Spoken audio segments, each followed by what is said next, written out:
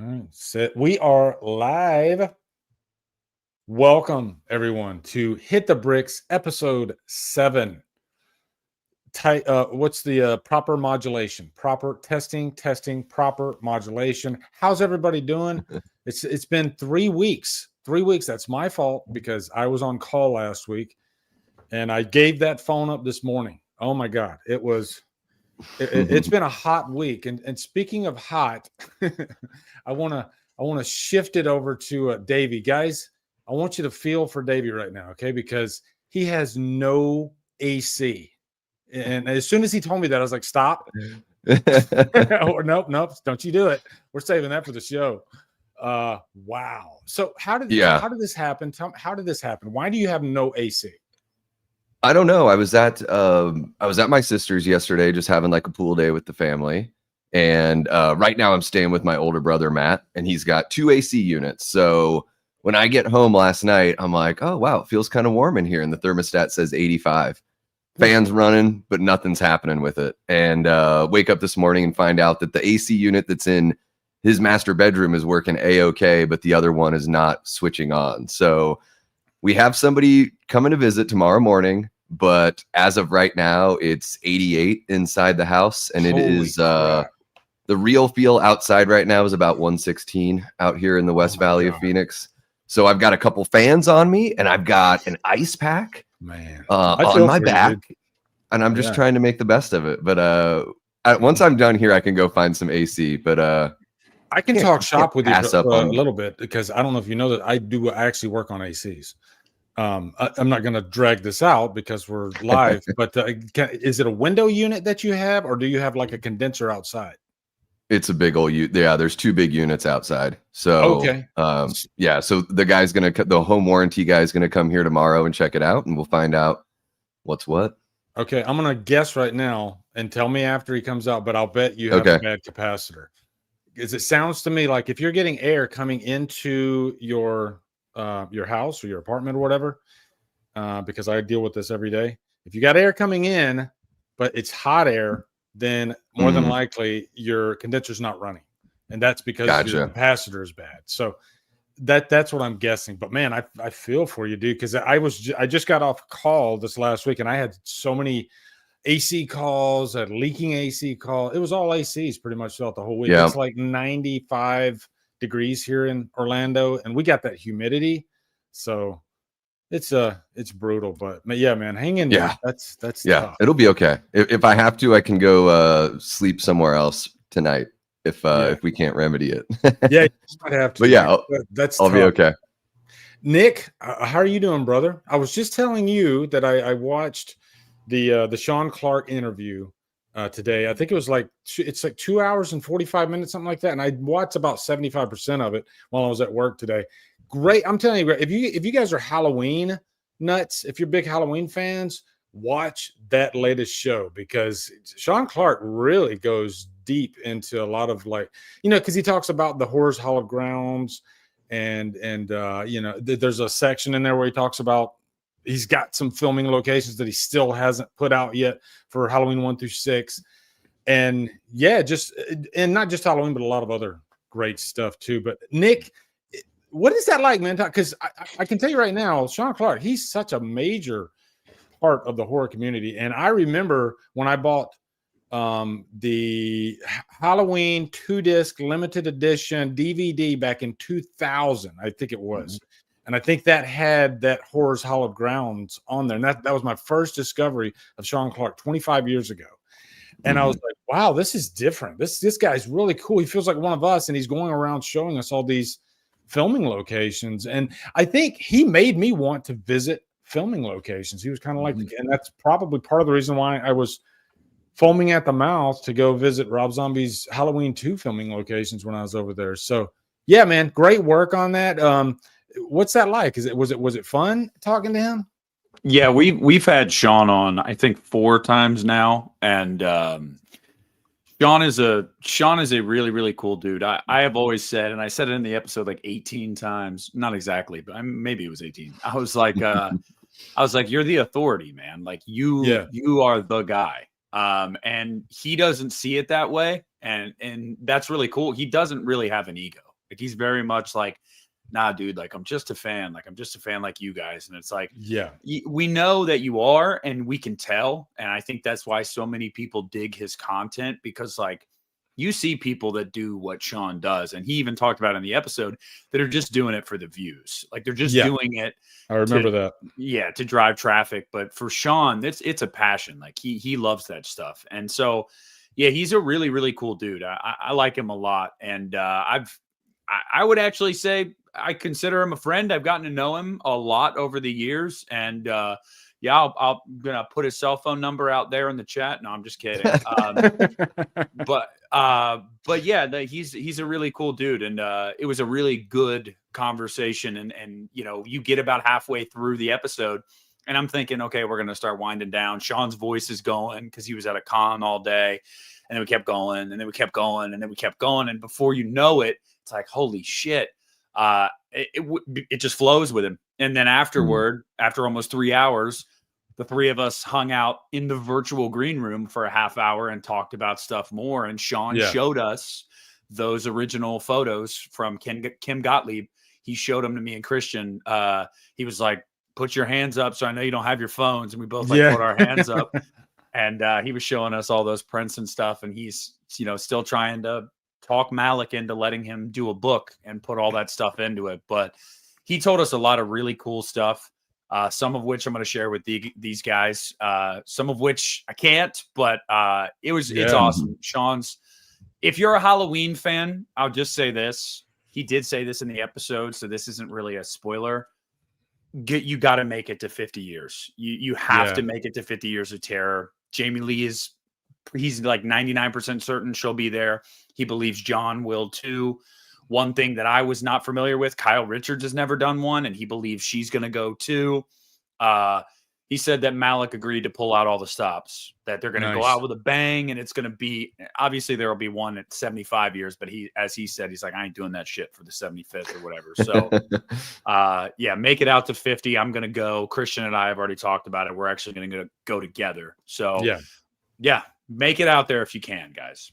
Yeah, I'd definitely like to. It's a good transition too, because you guys did talk about The Exorcist, and there was a little debate that I heard on there about The Exorcist 3 being better than The Exorcist. This is something that I'm going to roll my eyes a little bit on this, okay? Because, and I put out this clip years ago that, okay, everybody says The Exorcist 3 is underrated, and as of, I think, a year and maybe 7 months ago, it was officially no longer underrated, because it was in the horror, I'm the horror fan starter pack. And in that starter pack, you always had to pull out that card. The Exorcist 3 is better than the original Exorcist. And everybody was saying this. And it's a great freaking movie. I love The Exorcist 3. But my opinion, I think people forget how important and how amazing the first Exorcist is. So this would be my first little topic for you guys. And of course, there's no wrong answer if you prefer The Exorcist 3. No, there and is. I do think Sean Clark There's a wrong answer. Yeah, I think so too. But I think Sean Clark, he gave a really interesting answer, because he said as an adult, he actually prefers Exorcist 3. But as you know, when he was younger, it was The Exorcist. So I'm going to ask Davey first. Davey, have you seen both The Exorcist 3 and The Exorcist? Yeah, The Exorcist 3, like when I was a little kid, that came out when I was in like 3rd grade, and the commercials scared the living shit out of me as a child. Yeah. Yeah, and I think I've got a weird thing with religious demonic possession movies don't interest me as much as like a demonic possession movie like Demons or Evil Dead. For whatever reason, I like the wild. I don't like it when I don't know, I'm just not as interested when it tries to follow like more grounded, like real life kind of rules for whatever reason. I think The Exorcist is an amazing movie. Like it's really damn effective and everything.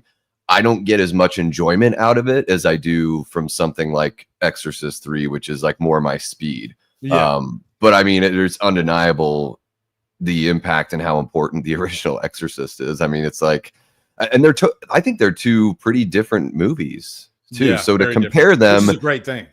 Yeah, if they weren't both, I mean, I know the book from Exorcist 3 is just called, I think it's just called Legion. So he was forced, what's his name? William Blatty was forced to name it Exorcist 3 to tie it to the franchise. But it is a very like loose connection. So we wouldn't even really compare them if the studio didn't force him to call it The Exorcist 3. But yeah, both great. I think it's the cooler thing. And I know it sounds like I'm picking on people that prefer Exorcist 3. I have some wild freaking hot takes myself, okay? I know this, all right?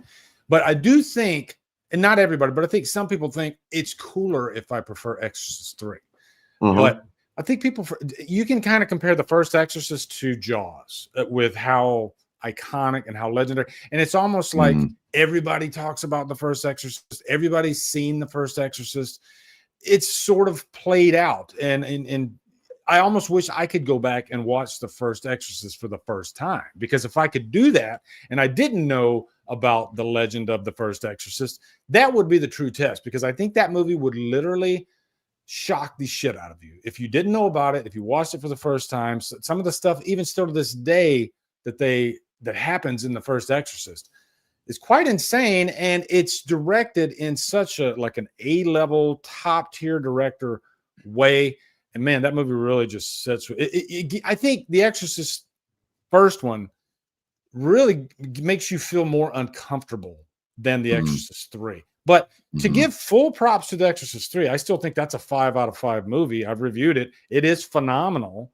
Both movies are top tier exorcism type films, but this isn't about which one is really, really better. It's more about, I think, this day and age and the perception of The Exorcist 3 and how it's like the cool thing now to, like, everybody talks about Exorcist 3 now. And I'll probably piss some people off, okay, including Christian, but that's okay. Nick, what's your thoughts on this? Well, I get paid to piss Christian off, so yeah, exactly. Feel free, but no, I mean, I think you're pretty bang on with that. I would never make the allegation, and I know you're not either, but I'm just want to put it out there. I would never say that, like, the people that say they like it, it's only because, like, it's edgy to say that. But there are people that are that way. And that's really annoying. It comes across really disingenuous when people are like, oh yeah, Exorcist 3 shits on The Exorcist. You know, The Exorcist is so boring. It's, and I've heard that actually a lot.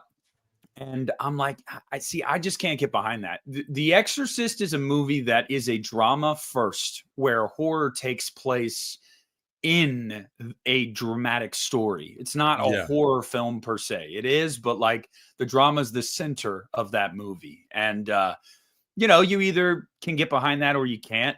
The Exorcist 3 is a little bit more, I would say, of a straight up horror film in a lot of ways. Like you said, they're both great movies, but I also think it's just trendier to like it right now. Like, I think that's one of those movies right now that people are like, oh, I went and revisited this and it's so good. It's so good. And it's like, yeah, no, it's definitely really good. But like, guys, we're talking about The Exorcist, like the granddaddy of possession horror films. Like we're talking about a movie that scarred generations. Like, as cool as Exorcist 3 is, that movie did not scar nearly anyone. No, it didn't scar anybody. It's great, but it didn't scar anybody. Yeah, The Exorcist is up there with movies like, I actually make the argument that The Exorcist is the greatest horror movie of all time. It's not my favorite, but I think it is the best one. And that's just, it's something else. You know, like there's a Mount Rushmore of horror films that's on it.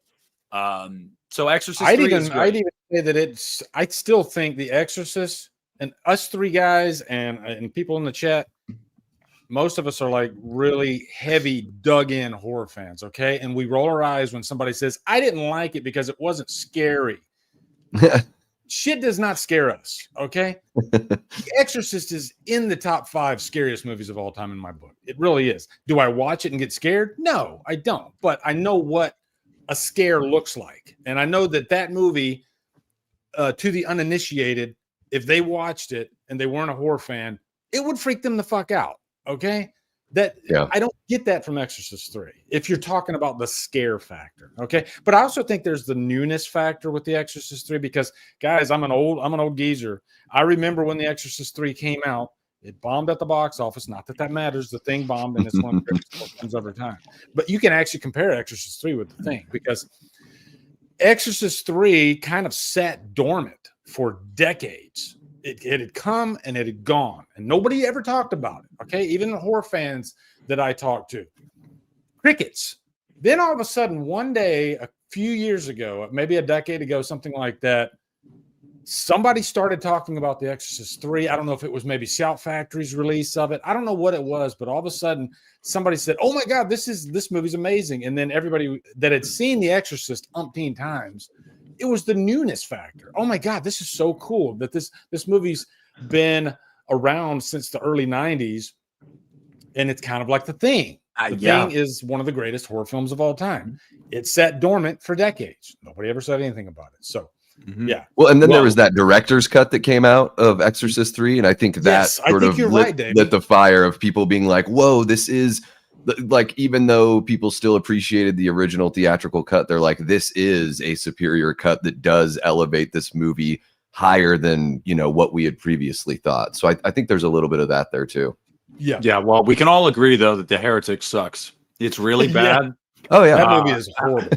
I tried to watch that movie last year for the first time in about 15 years, and I was like, "This is dog shit." Like I know why I haven't watched it forever.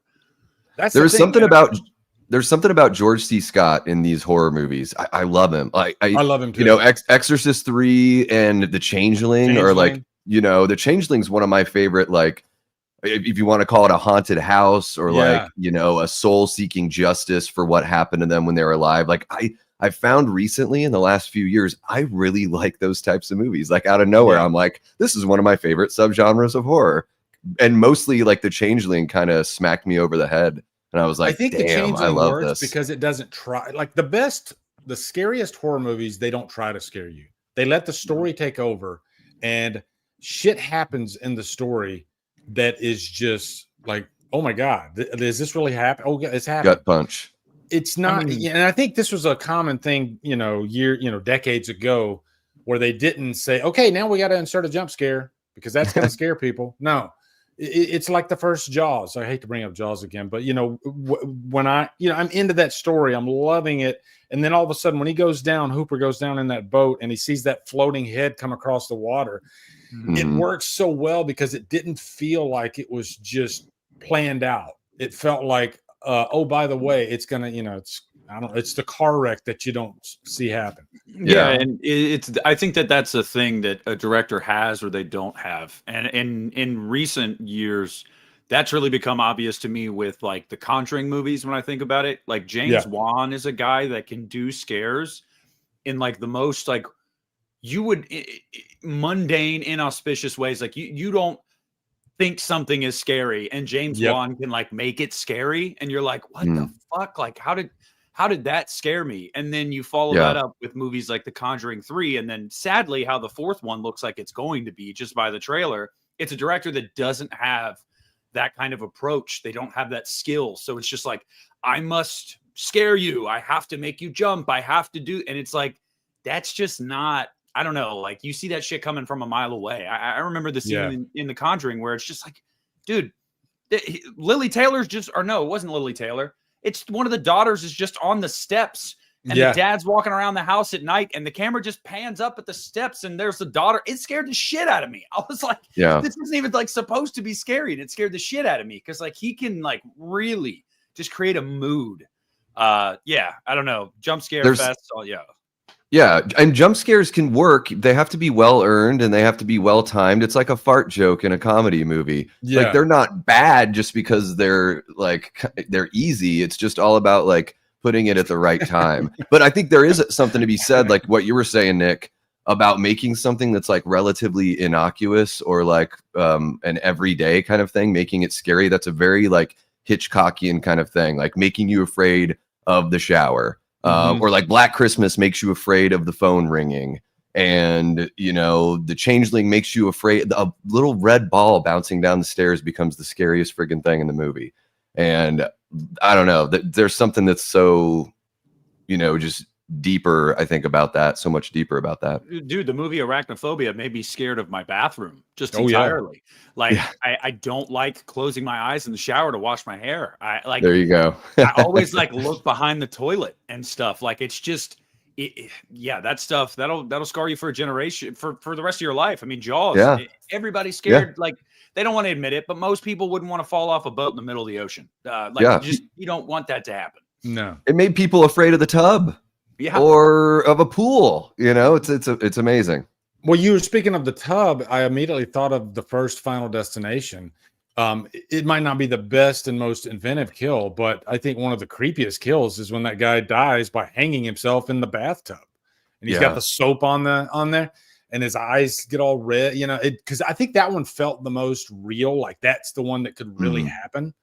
You know, even though it was a little extravagant, but I don't know, what's her name, Miss Desjardins, in that movie. I think her kill in her kitchen is just like, that's terrifying, because that's just like all like everyday stuff. She gets vodka in a glass and a mug, and it cracks, and then it leaks into a computer, and then there's a fire in the kitchen. Everybody, like, I have never thought of a knife rack the same way, like a knife block. I'm like, dude, like, what if I fell down and that shit fell on me? Like, that is really creative. Like, yeah, there's ones like Sean William Scott's death is like so fucking stupid, but like it's fun. I just recently did a favorite Final Destination kills on the last Late Night with the Davey episode with a guest from the UK. And I picked that one, Nick, because I was like, it reminds me of O.J. Simpson's intro in the original Naked Gun, where he's just stumbling from like one pratfall to another pratfall. Like, everything she does, things just keep on getting worse. So there's something like comedic, but also horrifying about that death in the original Final Destination. Love that one. Love it. So I got a news bombshell that literally right before we went live. I'm going to give a shout out to Marty McFly. He's actually in the chat right now. Oh shit! You guys don't even know about this. This is something that no idea. Dropped. It has to do. Let's go ahead and get you guys over here. Okay. This just literally dropped within the last couple of hours, I think. I don't think it's the biggest, but it's a development, okay? Because everybody's talking about the Crystal Lake series that's coming out. I mean, we talk about Friday the 13th because they just give us a little nugget, a little carrot every time, and we try to build something around it. But he sent this to me, and I was like, you know what? This is worth talking about. So we'll open with this. Friday the 13th, first news on Crystal Lake series filming schedule and discovered shooting location.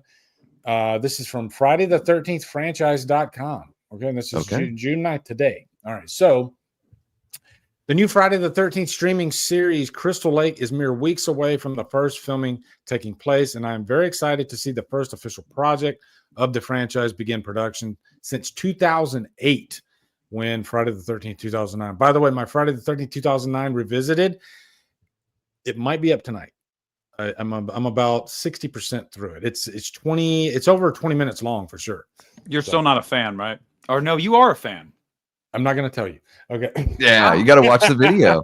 Yeah, you got to watch the video, Nick. Okay. Fair. Brad Caleb Kane is the showrunner steering the streaming ship for the franchise. That's a tongue twister. And thus far, we have official casting announcements for Linda Cardellina and William Catlett. That's stuff we already know. On site, we were made aware of casting calls related to Crystal Lake for actors in late April, for which we discovered the working title of the shows is Mama's Boy. At this point, it was finally confirmed that the series will be filming in New Jersey and in the summer of 2025. It was great to have the confirmed what we had been told this past winter. Now, even more casting calls have been discovered thanks to fellow fan on Twitter that goes by the handle Festi1986. Here is the new information we have for the show based on their information. Now, the source is Festi1986. Good job, Lee. Okay, here we go. Hey, this is Friday the 13th franchise.com. Okay. The show is set in the 1970s, but multiple organizations reference the year 1971 specifically. Damn. Is that something we knew before? I don't think so, right? I don't know. We figured they were going to change. I think a lot of people figured they were going to change the timeline, right? Because he originally dies in the early 60s, I think, in the late 50s, early 60s. So yeah, I think people just sort of assume that, but it's great to get that confirmation. So this won't be canon then. Like this No, will be this is its own thing. Potentially building off a new starting point. Like yeah, a new starting point. Yeah. I think they're rebuilding the foundation here, and I think that's kind of the way to go. It's something that Vincent DeSanti was saying when he appeared on my channel for the Friday the 13th Part 5 watch party. He was like, they just need to reset everything and give us like a brand new launching point, you know, make Pamela like flesh her character out more and just give us a fresh reboot. All right, let me run through these next two. The first week of filming, which looks to begin June 18th, that is next week, I think, will take place in West Milford, New Jersey. There are a large number of principal and background characters filling these first couple of days, which look to make some of the settings very likely to be a camp. Well, big surprise there. Below is a breakdown of various characters that were being cast in past several weeks for the first days of filming, which begin June 18th. Partying, kissing, and friend teens for the 1970s. 70s summer camp kids. Oh, so there's going to be kids in this one. Okay. Nice. Yes. 1970s swimming campers, experienced lifeguards, canoeing, and archery camp counselors. Okay. So I think the big takeaway there is that it is confirmed to be set in the early 70s, and it is confirmed to be shooting starting next week.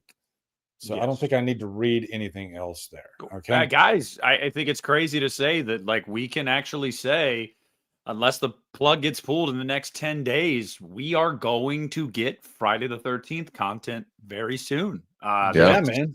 Fingers crossed. Wild to say. Yeah, wild.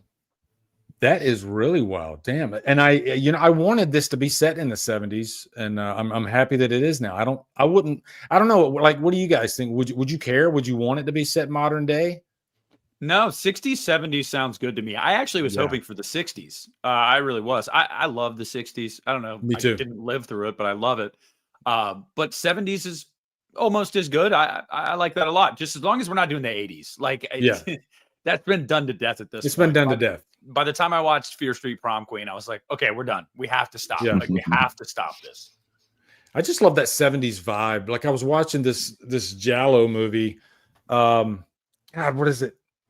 It's about this two sisters, and the one she kills 7 people, and the last person is supposed to be her sister. I can't. Dave Vanderhoff recommended it to me. I have the DVD. Damn it, I can't remember. Somebody in the chat might know what I'm talking about. 1972, I think, Giallo film. Sisters. One of them kills 7, and also every time you go live, you just draw a freaking blank. But Sybil Danning, a very young Sybil Danning, and I'm sure you guys know who she is in this movie. You know, she's a freaking horror legend. So somebody will let me know. But yeah, I'm looking in the chat. I'm not seeing it. No one said it. Nobody knows it. Man, that's driving me crazy. Damn it. Oh well. Davey, what are your thoughts on this? Are you excited for Friday or what? Yeah, I'm really excited. I've been kind of giving these people a lot of shit, you know, with all the false starts and the fact that we got news. I think originally they announced that this show was going to happen. I think it was 2022 when they initially said, I think it was fall of 2022. So whole bunch of false starts. Looks like, I mean, they finally have everything figured out. The pre-production is all, you know, getting wrapped up, and, you know, principal photography starting here. I don't know. I would be so shocked if we had anything ready by this fall. That would be like such a quick turnaround.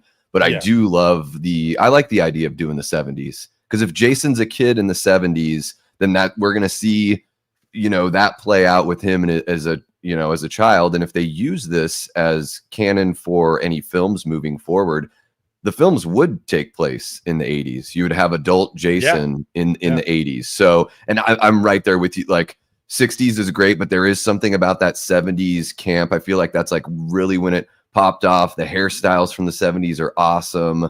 The little booty shorts and small t-shirts, I love it. Like the tube socks with the yellow rings around them. Like I don't know what it is. Camper chicks, specifically from the 70s and 80s, really do it for me. If I've got a thing. They didn't wear bras. It's amazing, and I love the hair. That's like one thing I love about whenever I see like what's her name, Sophie Thatcher. I'm like, oh, I love your wild '70s hair, girl. Yeah, like, yeah. get it all over me. Yeah, so I'm really excited for this, and really excited that it's actually happening. Like Nick said, unless we get bad news within the next week and a half, this train is going to be rolling. Yeah, So, and it's awesome. I think I was gonna say too. Shit, we were. I lost my train of thought now. Yeah. Well, I was going to say something about while you're thinking of that, Jason from Friday Part 1 to Friday Part 2 is the biggest mystery in the entire franchise. Just because they never really specify that timeline that well, and he just all of a sudden is. We don't even know if he's a teenager. You know, he could. Yeah. And then you got 2, 3, and 4 taking place over 3 consecutive days. He looks like he's 50. So I'm just wondering how this show is going to because they're going to have an adult Jason eventually. Mm-hmm. So how are they going to handle that span of time? You know? I was going to say, I remembered. I would anticipate this comes out next summer, and yeah. I think it should release in the summer. I really do. Yeah. The Red Queen kills 7 times. That's a Giallo title for you if I ever heard one. I'm going to tell you right now, though, this movie's great. I love it. But I love, Italian horror Giallo films. And this is, it's definitely fits that recipe, the really whacked out.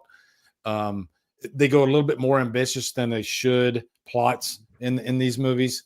Yeah, but the Red Queen kills 7 times. I don't know. There's some Giallo movies that there is no plot. Yeah, that's true too. As Christian put it to me when I had to do research and watch dozens of them leading up to when we finally did an Italian horror episode, he was like, "These movies are mostly just nightmares. Like that's their point. They're going to gross. They want to gross you out. They want to give you imagery that'll stick with you. If you try to focus on the plot in some of these, you're going to be lost." Yeah, you're gonna be lost. Buddy, was I? But then there's really fun ones like Blood and Black Lace. That's like a Tarantino. Like, my favorite that I got from that one. My favorite was Opera. I mean, that was my absolute. Oh, favorite. Opera's great. Opera's amazing. Yeah. Deep Red, Opera, and then I think one that I really enjoy but doesn't have much of a plot is A Bay of Blood, Twitch of the Death Nerve, whatever you want to call it. Yeah, that movie's wild. It's wild. That is a wild movie. And nobody's mentioned Tenebrae yet, which is one of my all-time favorites. Very good. I really liked that one too. One of the coolest scores I've ever heard.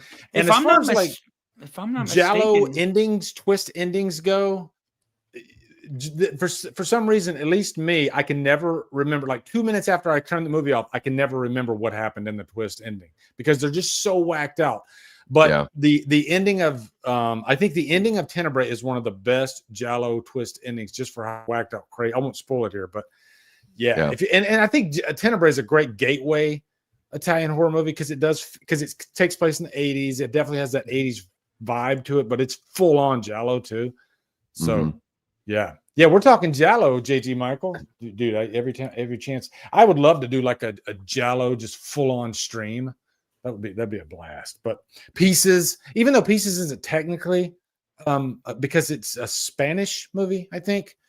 But you got this. Yeah, if you have the style, if you have got the style, if you have all the tenants, it's like.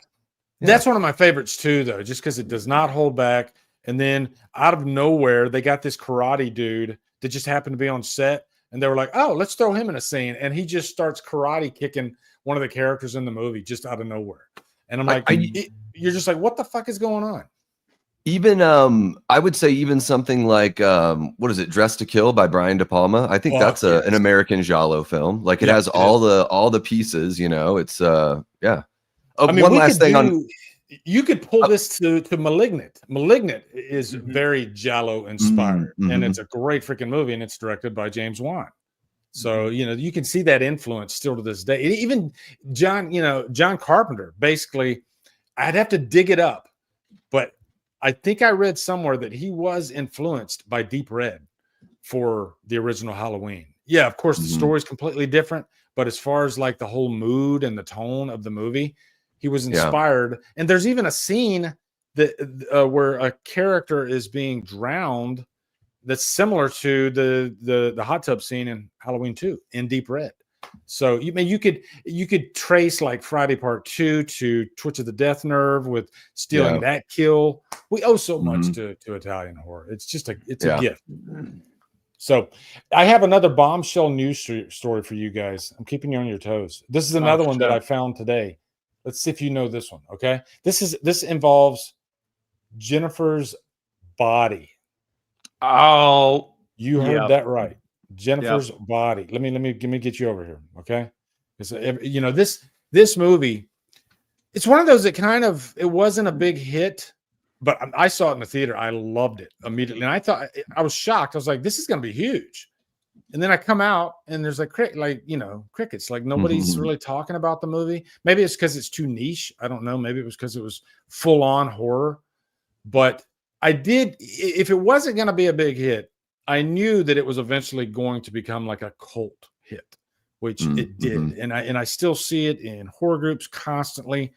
But I never thought that they would even think about making a sequel to the movie until I saw this story today. So I guess before we read the story, I always like to ask Davey first, because I don't know if Davey's seen. Because you don't think I've seen anything, because I haven't. I'm terrible. The only movie Davey has seen is Pretty in Pink. That's it. So, we're going to go from there. That's our baseline. I've seen The Evil Dead and Halloween. Yeah, that's it. I'm going to tell you what to think about every other movie. I have seen Jennifer's Body. Yeah, I really enjoyed this one. I watched this with the folks from Our Life in Horror with Sam and Brendan over there. Nice. And yeah, I thought this movie was pretty damn solid, and it lends itself well to doing a sequel at some point. There is a bit of an open ending there, ended ending. How about that? But yeah, I really enjoyed this one. Good, like kind of, dark sense of humor. I think that Megan Fox is one of those actresses that it's like if you give her the right role, like she's really gonna shine. And I think this is a great example of that. And it's got the emo boy of the early 2000s, Kyle Gallner, in there, just rocking and rolling. Our spirit animal, Kyle Gallner. So I really liked this movie. I thought it was pretty unique and refreshing and different. And hopefully if they do a sequel, and they're able to bring Megan Fox back, that they're also able to tilt it a little bit and do something that's a little different with it as well. Maybe some kind of team up. Brett's got a good question there. Like how, and then I see Destiny's response. That's exactly what I thought before. And I haven't even read the article, but this is a movie about, as Destiny said, it's like demon shit. So anything's possible with bringing characters to life, right? So I think it's easy to write that story. So I don't know, Nick, are you a big fan? Oh, I love Jennifer's Body. Yeah, man, I love Jennifer's Body. The only thing that pisses me off about Jennifer's Body, and this is, guys, understand, this was coming from like 14-year-old Nick when this movie came out, right? Peak Megan Fox Transformers era. We get a movie called Jennifer's Body, and we don't get to see Jennifer's body. It's bullshit. Okay? Yeah, they really do tease. Yeah, but no, I love the movie. Yeah, Amanda Seyfried said, this was a little bit ago. This was actually a couple weeks ago that she said it, I believe, on the red carpet, that they were doing another one. But yeah, if there's no Megan Fox, I just keep it. Just keep it. I don't want it. Well, man, the soundtrack to this movie is so good too. Like that scene where she's coming out of the water. I freaking love that song. Yeah, I've listened. It's a great soundtrack. Dean says here, he says, didn't Needy inherit some type of supernatural abilities by the end? Yeah, she did. And she also went on like the little revenge tour, like the ending credits are her killing that band. So you could have a sequel where she's either like a demon hunter, or she's also like hunting down people that are conjuring. Yeah. Do we get Low Shoulder back? Is that possible? I mean, through the trees, I will find you. Those guys were such douchebags, man. I love dude, the movie really nailed, like, because comedy's a tough thing to really nail in horror, especially like witty dialogue. But luckily, you had Diablo Cody writing. She really writes great dialogue, and I was rolling at some of the exchange between Adam Brody and Megan Fox and the other girl. It was just so freaking funny. I love characters like that too. Yeah, for sure. I'll read this story or through it real quick. Let's see what we got. Okay, hold on. Amanda Seyfried says Jennifer's Body sequel is happening, but won't make it without Megan Fox. I mean, it's called Jennifer's Body. You shouldn't make it without Megan Fox. And show the body this time. Yeah, show the body. Show the body. Jennifer's come Body on. Amanda Megan Seyfried. Fox still looks great. All right. Oh yeah. I mean, did you guys see the what's the robot movie she just did? Subservient? Yeah, Subservient. Yeah. You know what? I went into that movie thinking this is going to be utter shit. It just looked like that type of movie. I was quite freaking surprised. And I think it was kind of a backdoor Hand That Rocks the Cradle sequel. And even the little girl that was in Hand That Rocks the Cradle happens to be the adult mother in that movie. And the plot is very similar. So you could actually kind of call that like a discount sequel to Hand That Rocks the Cradle, and it kind of works. So I still need to see that one. Surprise! I think you should give it a chance. It's got some preposterous shit in it. And you're gonna hate the freaking the husband, but you still, I was quite surprised. It was pretty good. Kind of a cross between Terminator 3 and Hand That Rocks the Cradle. But wow. I digress. Let me keep reading. Yes. Right. Variety's Actor on Actor series brings confirmation from Seyfried that a sequel is in the works and touches on co-star Megan Fox's involvement. Seyfried, who plays protagonist Needy in director Karen Kusama and writer Diablo Cody's teen horror movie, sat down with her Jennifer's Body co-star Adam Brody to chat about their careers and history together. The pair first met on the set of the Kusama directed horror movie. In Jennifer's Body, a newly possessed high school cheerleader turns into a succubus who specializes in killing her male classmates, leaving it up to her best friend to put an end to the horror. And so here we go. We're making another Jennifer's Body. Are you going to do it? Seyfried asked Brody in the exchange. So maybe Low Shoulder will be in it. Brody, who played the villainous singer of the satanic band Low Shoulder, replied, I heard I wasn't contacted. I died in the first one.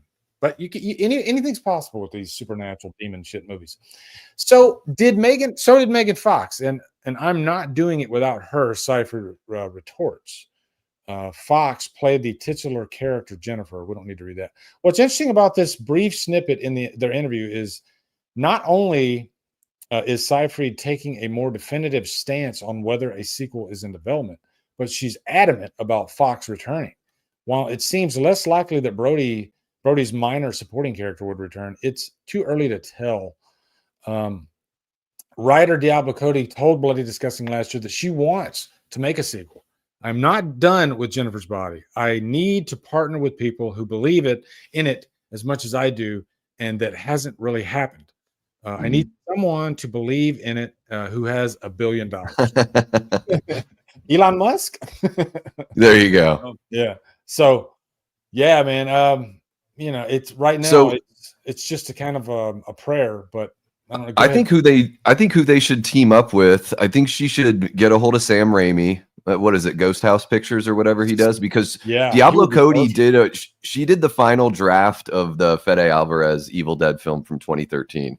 Fede wrote the movie, but then they had her go in there and do a pass to kind of make it just a little more like modernize the dialogue, make it seem more realistic for the age group of the characters. So, and it's like this horror comedy kind of thing. It's got the demon side. So get a hold of Sam Raimi. He's got some money. She could get a hold of Fede with Bad Hombre Productions. There you go. That he started. So yeah, I mean, there's no way you put this out in the ether and no one's gonna jump at it. I don't give a shit if it's Blum. Like if it's Blum, let Blum. I don't give a shit. Whoever's willing to finance it. Yeah. Yeah. No shit. Yeah. So I mean, there's the news for that one. I'm for it for sure. I love Jennifer's Body. Yeah. And I think there's potential there. Diablo Cody, if she writes it, there's definite potential for a worthy sequel. Yeah. So, so we shall see. Let's go to the next story. This is one of our main stories here. This is about the Texas Chainsaw Massacre. And let me get you over here. Texas Chainsaw Massacre rights update. Taylor Sheridan, Jordan Peele, and Oz Perkins pitching takes. Nick, are you surprised by, I guess, some of these are like pretty highbrow type production companies and directors. Why is everybody wanting Texas Chainsaw Massacre so bad? A franchise that is just kind of a big cluster as far as like continuity goes. I mean, every single movie seems like a new, fresh start, or just do they even care? I don't know. What is it about these movies you think, Nick? I just think it's the renaissance that we're in right now. I think everybody wants to get their hands on IP that is well established. And, Texas Chainsaw Massacre is one that, the rights are up for grabs. And I think a lot of the fans rightfully feel like that series has not been given the time of day since, I would argue, Platinum Dunes era. A lot of people have fun with 3D. It's not a good movie. 2022. Yeah, I pretend like that movie didn't happen a lot of the time. There's just so much about it that I think is really nonsensical, and I just wasn't a huge fan of it. But I think that is an IP that you put some money behind it, you put a good writer, good director, you have a well-known lead, like when the idea got floated for Glenn Powell or whatever, like you can make some money with this property. You only put $10-15 million into the movie, you're going to turn a profit. So I think we're just in that era right now, the horror renaissance, but also we're in the era of how can we make money, spend less, make more. It's a franchise that just hasn't really seen its full potential. But I will say, of the options, and I fired off something about this on social media the other day, I really don't want anybody but Neon touching it, to be honest. Of the choices we have, seen what Netflix could do, no thanks. Paramount, give me a fucking break. I have no interest in that whatsoever. And then Peele and Monkey Paw, it's just like, it just doesn't seem up his alley. Like it doesn't. Like it just seems like, what are we gonna make Texas Chainsaw Massacre this like elevated highbrow horror? No, thanks. You don't want to do that. I'm cool on that. No, make this dirty and smelly and gross. And so give it to Neon, give it to Perkins. I mean, I actually, y'all know, I actually really like, maybe even love the 2022 one. But I will say it definitely fits right in with a Netflix horror movie. Granted, it definitely goes for it, and it's really harder edged, but you can still feel that Netflix sheen on it for some reason. But it just happens to be a really fun movie.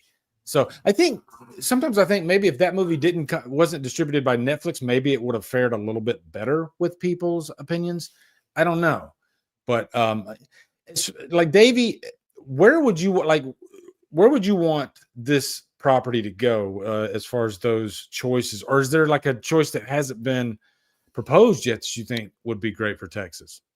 I think out of the ones that we're looking at, like I am interested in what Oz Perkins could do with it, because especially if he brings over his cinematographer from Longlegs, because I think they could find I think they could just bring a really interesting look to the film.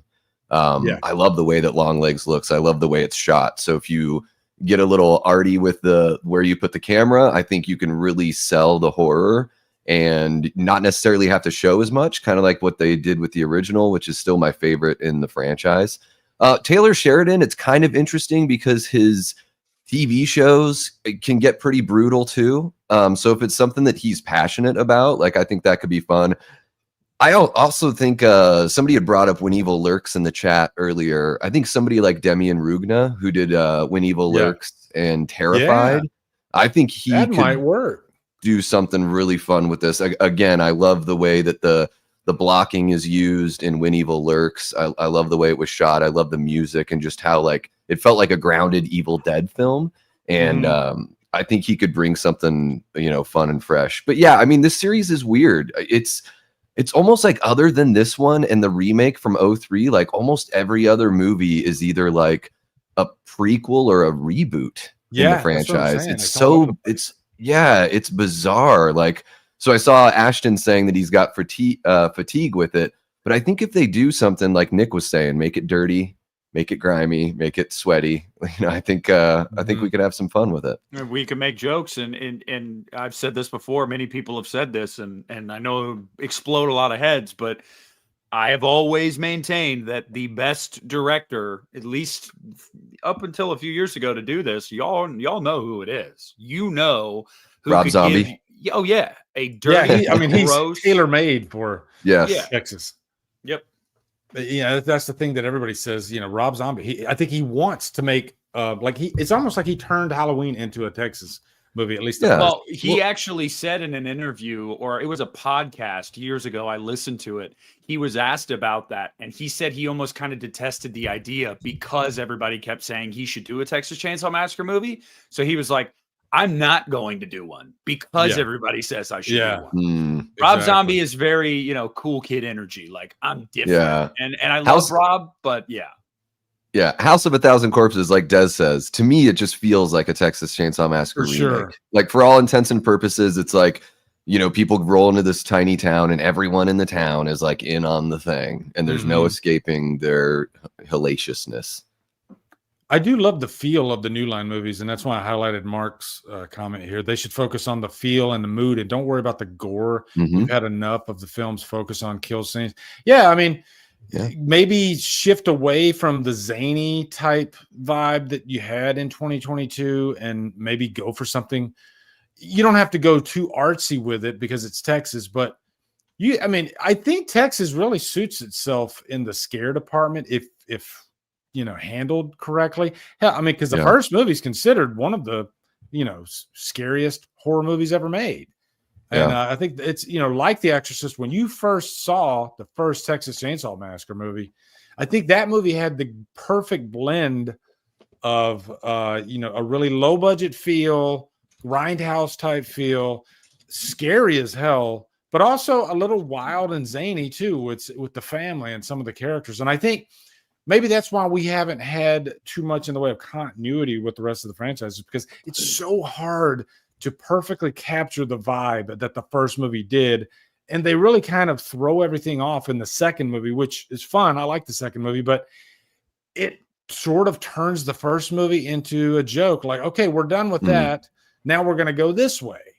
And I think that's where Halloween and even Friday did it right, because they knew the tone that they wanted to set. They set a baseline. And they always stayed the course with what direction they wanted to go in terms of the mood and the feel.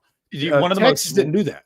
One of the most fucked up things when you actually think about it is that the timeline in the Texas Chainsaw Massacre series, like, there is a timeline that exists that is Leatherface 2017, the original film, Texas Chainsaw 3D.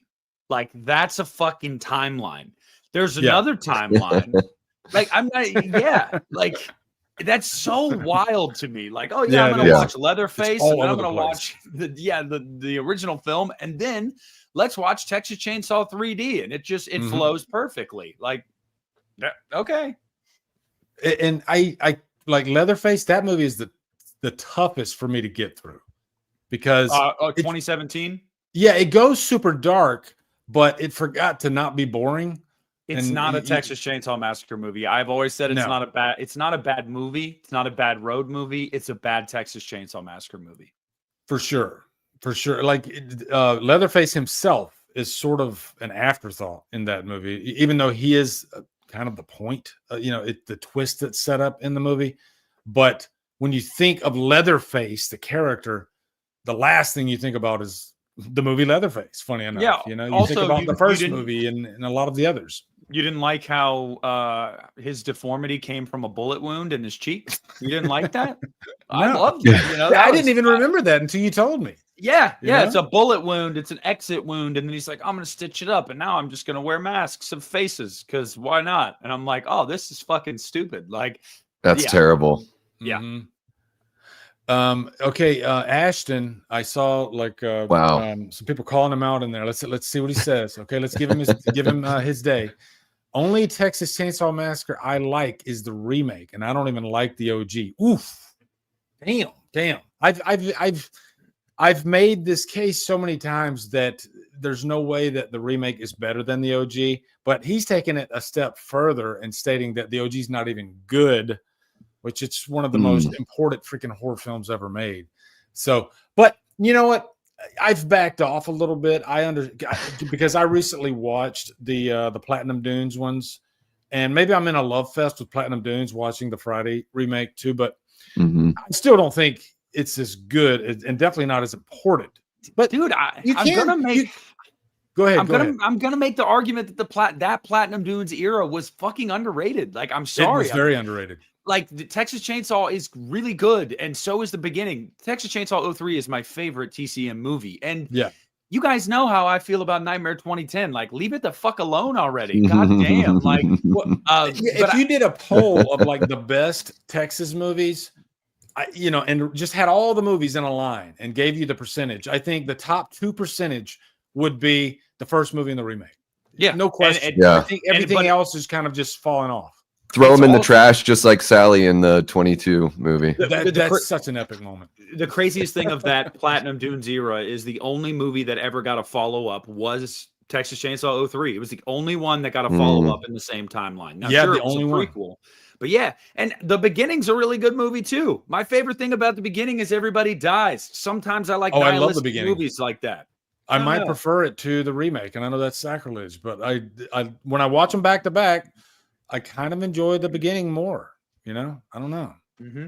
It's got more like the scene in the basement. I think it goes. I think it might even go a little harder in terms of like gore and being graphic. Yeah, I mean, I don't know, man. Oh my god, I actually just watched the other day the remake of Night of the Demons, and the girlfriend of the younger brother in TCM The Beginning, she is like she's one of the demons in that movie. I'd never seen her in another movie, and I was like, you're talking about Diora Baird. Yeah, Diora Baird. I was like, what the fuck? I was like, yeah, I knew I seen her don't test somewhere. me. All right, don't test me. Yeah. I know my shit, okay? Yeah. It's Diora Baird, all right? Yeah, no, that movie was fun, except, guys, I'm sorry. Just like Alex Vincent, Furlong can't act as an adult, and he should not be in anything ever. He's also, no. Dude, The Crow Wicked Prayer is probably the worst, biggest piece of dog shit I've ever seen in my entire life. And he's one of the problems with the movie. It's he couldn't even act after T2. I mean, what Brain Scan or whatever? He's no good in that. That's kind of a Giallo movie. He's no good in that. Dude, he was 30. He was like 32 in Night of the Demons, and he looks like 52. And sure, yeah. Yeah, and his acting. And the craziest fucking thing to me is that him and fucking Monica Keena have been in like an on again, off again relationship for 15 years. Yeah. I'm like, how the hell did he get her? What? Yeah. And didn't he date Paris Hilton? I don't know, but it wouldn't fucking surprise me. Does he have a magic penis? Like, well, this is bullshit. Did you hear his story about? Dude, he was locked for Terminator 3. Like literally locked. Yeah, he fucked it up because they made him sign a clause that he had to stay clean. Yeah, and he didn't stay clean. He said the night before he was supposed to go shoot, he said, "Well, I'm going to just give it one last hurrah." But of course they made him take a test. So what a dumbass. But yeah, man, it's and you know what? I love Terminator 2. I think he was a perfect John Connor, but he just his career. I don't know. I don't know what it is, man. It's just yeah. Pet Cemetery 2, I like. It's the drugs, it's the alcohol, it's the egomania, it's all those things. It's just like, it'd be all right if we just retired Edward Furlong. Now, granted, he's never going to get a big role again, but even seeing him in like lower budget remakes of horror movies, I'm like, what? Why? Why is this guy here? He doesn't fit in with the cast. They all look like they could pass in their mid-20s. This guy, no. I do wish the guy the best, and I hear that he's like, he's turning his life around, and I think that's great. He did a podcast with Michael Biehn, actually, and it was really enthralling, and they were talking about their past, and we all have troubles, and we all have, whether it be drugs or whether it be losing a loved one or just whatever it is, we all have that thing in our life that screws us up. We've all went through it. So I don't wish him any ill will or anything. You can just kind of clearly see the trajectory that his career went down, because I saw a lot of promise when I saw Terminator 2. And I just want to stress to everybody watching, this is not personal to the man. I just mean as an actor, as an adult actor, he's not good. And I just don't want to see him in shit.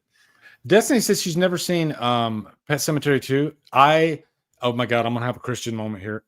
No, I might prefer Pet Sematary 2 to the first one. It's I failed. It all comes full circle. What is it? The dog? Is it the dog? Is it the dog head sex scene? Does that really just get you going? Like that movie is so stupid. I understand if people are like Christian. He's like, it's not good, but I just have a blast with it. Like I respect it. But Clancy Brown having dinner with the mashed potatoes. The original, though, the original is so. No, you're right. You're right. The original is definitely the better movie. I mean, Lee, you said it. You put it out there, guys. Everybody, I know it's out there. I fucked up, man. That's a clip right there. But I saw the original twice in the theater back in '89 when it came out, and man, that movie it really left a stain on you after you watched it. Yeah, and the second one leaves a different kind of stain, and it's in your underwear. The shit stain. Yeah. I want to ask you, Lee, just really quick, because I may be misremembering this. Is it a dog head on the woman in the sex scene, or is it a wolf? I'm trying to remember. But I remember my ex-wife. Maybe somebody in the chat will know, because I can't. I haven't seen that movie since I was a kid. I think I only saw it once. I reviewed it last year, but I can't remember if I just remember a scene of a chick straddling a dude, and then her head is like a fucking dog or a werewolf. Yeah. And I was like, that's wild. My ex-wife and I looked at each other and we were like, what the fuck? Like, this is the kind of movie we're in. Yeah, Allie says she thinks it's a wolf. And you know what? I think I sort of remember that too. I think it is a wolf head. Oh, God. Wow. Classic. That's the hill I wanted to die on, guys. Oh, well, the hill I'll die on. The hill I'll die on is that I think the remake is actually pretty good. Yeah, we could do a hot takes episode sometime because I'm sure we all have them. Yeah. Jesus.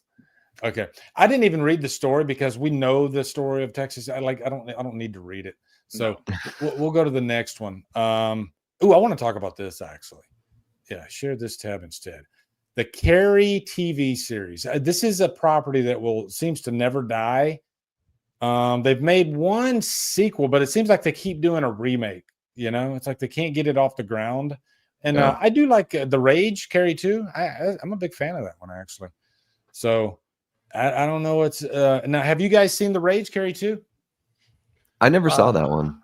When I was like 14. Yeah. I haven't seen it in a long time. I didn't hate it though. I dug it, and it has a good, final act. I think it's Jeremy London is in it, and Jeremy London had like him and his brother Jason London. Jason London was in Dazed and Confused, but both, and I think Jeremy London was in Party of Five. But they both were like really big in the '90s, and just very charismatic actors. But yeah, I really liked the Rage Carrie 2. The original De Palma one's a freaking all-time classic. Yeah. But now what else has there been? I think was there a TV series or I think they did there was a TV movie and it's dog shit. It's terrible. There was a remake too. There was a remake with what's her face? Chloe good. And the remake is good. Chloe Grace Moretz. And that remake is good. Oh, yeah. That's the next one I was going to talk about. Yeah. Now, is there a sex scene with a wolf head? I think so. Yeah. Not in that one. No. Not in that one. Maybe that was in the TV movie. Maybe that's Julianne Moore is fantastic in that movie. Yes, she is. The third act at prom, the killing is awesome. Oh God, I really, really like that remake. Yeah, me too. Check it out. Fun. Oh my God, Davey. What? I haven't seen the remake. I gotta watch every remake. They just keep on remaking these Stephen King properties. Damn, Davies has not seen the remake of Carrie. That's a good remake. You get Judy Greer in it. Judy Greer's in it. All right. That's right. She is in it. Yeah. I love her in Arrested Development. Yeah. Yeah, Arrested Development's amazing. She's so good in Arrested Development. Okay. All right. Let's read through this real quick. All right. I'm having too much fun tonight, guys. All right. Yeah, dude. Okay. Stop having fun. You need to be miserable. Yeah, I know, right? I mean, those two first words right there is all we need to hear. Mike freaking Flanagan. teases a new vision for Carrie TV series that convinced Stephen King. And there's the iconic picture of Sissy Spacek, who was in her 30s when she did the first movie. Stephen King's horror classic novel, Carrie, has inspired 3 adaptations and a sequel already, with another brand new adaptation on the way from Prime Video and Mike Flanagan. The filmmaker recently teased his vision for the series and what sets it apart. Mike Flanagan serves as writer and showrunner for the 8-episode series. Oh, this is going to be so good. In addition to directing select episodes. The filmmaker behind Stephen King's adaptations Gerald's Game, Dr. Sleep, and The Life of Chuck, I still need to see The Life of Chuck, revealed to Variety that the prolific horror author initially balked at the idea of another adaptation. His first response was, "Leave her alone. She's been through enough," Flanagan stated. That sounds like King. But it's that thing where the more information I could share and sending him the Bible and the plan for the show, he could see the thing we were trying to do that was new. Then he said, "Oh, now I'm interested, just as a fan. I'm excited to see where this goes." Once he said yes, then we were off, because if Steve has said no, I wouldn't do it. Let's see if it says anything about when it's going to start shooting. Shortly. I don't know if it says in there, but I know that they're aiming to have that out next fall. Next fall? Man, one thing about Mike Flanagan is the guy really knows character work. Like if you've watched any of his other miniseries, we were gushing last week over Midnight Mass. Just incredible freaking show. So yeah, I mean Mike Flanagan, I'm in. There's no question. Yeah, no, I'm totally on board with this. I think anytime Mike Flanagan touches Stephen King, Mike Flanagan touches anything, and it's at very worst good. Yeah, this guy has spun gold more times than probably any director nowadays. Honestly, I think he is the best horror director working today, and I think that is solely because he's also really fucking good at the drama. Yeah, and he's great at drama. Effective drama can be horrifying. Like it actually really can, because that's real world stuff. The only downside I have here is I know he mentioned it, like, don't worry, The Exorcist is still happening, but I have to do this first. I want that fucking Exorcist movie so me too. bad. And I know it's coming. I know it is, but like, I kind of hate that this jumped over it, because it's like, I saw a remake of Carrie 10 years ago and I liked it. What I want is a great Exorcist movie again, because I haven't seen one of those since the 90s.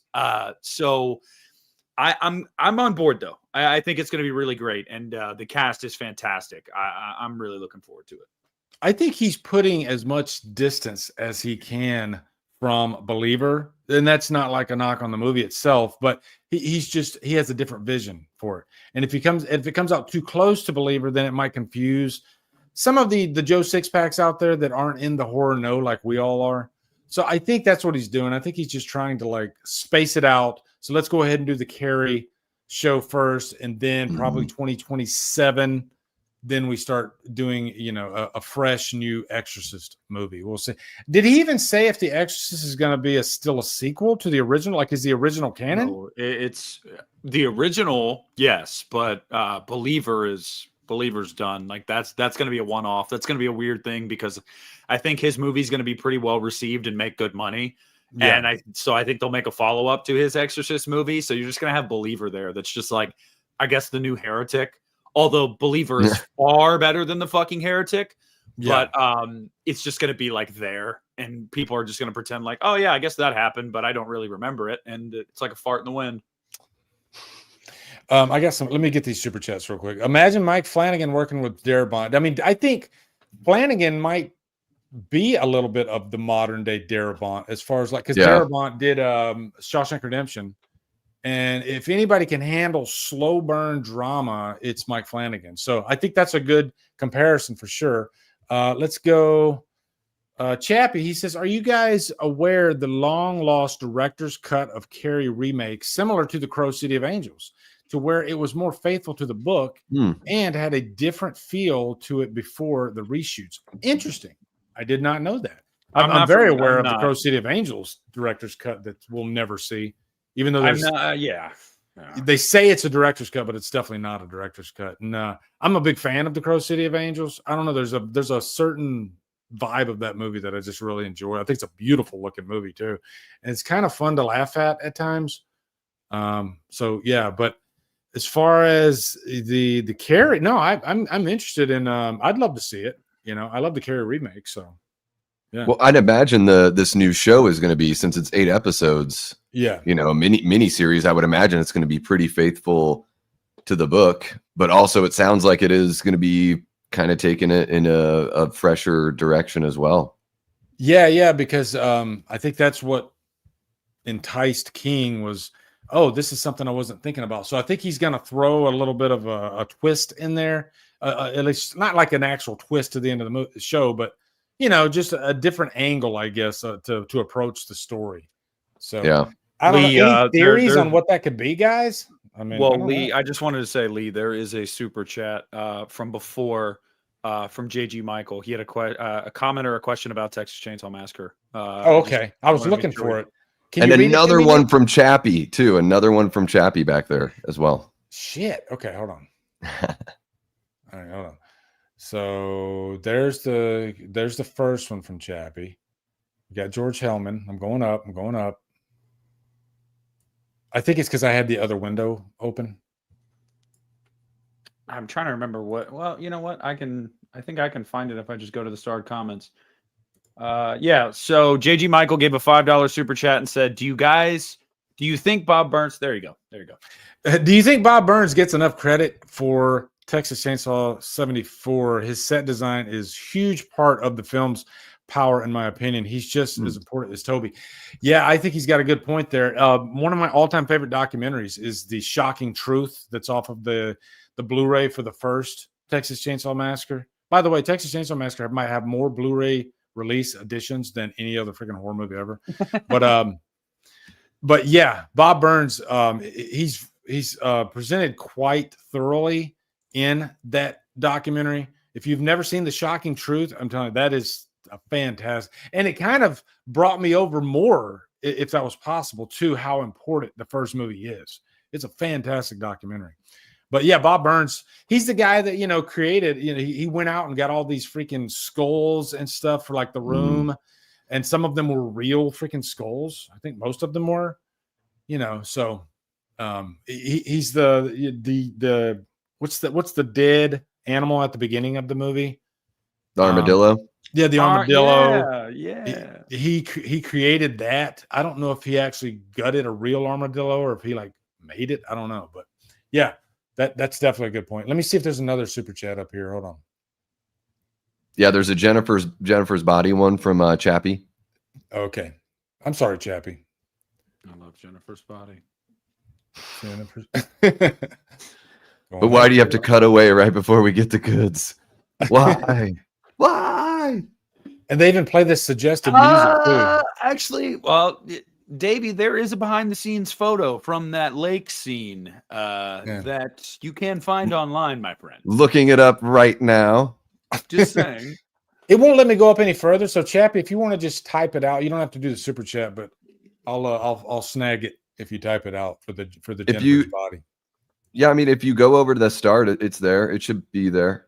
It says, what was it about Jennifer's Body that was hated at the time, but now has developed a cult following as a feminist horror classic? Do you think it was bad marketing? No, I think it was the camp. I think it was a camp.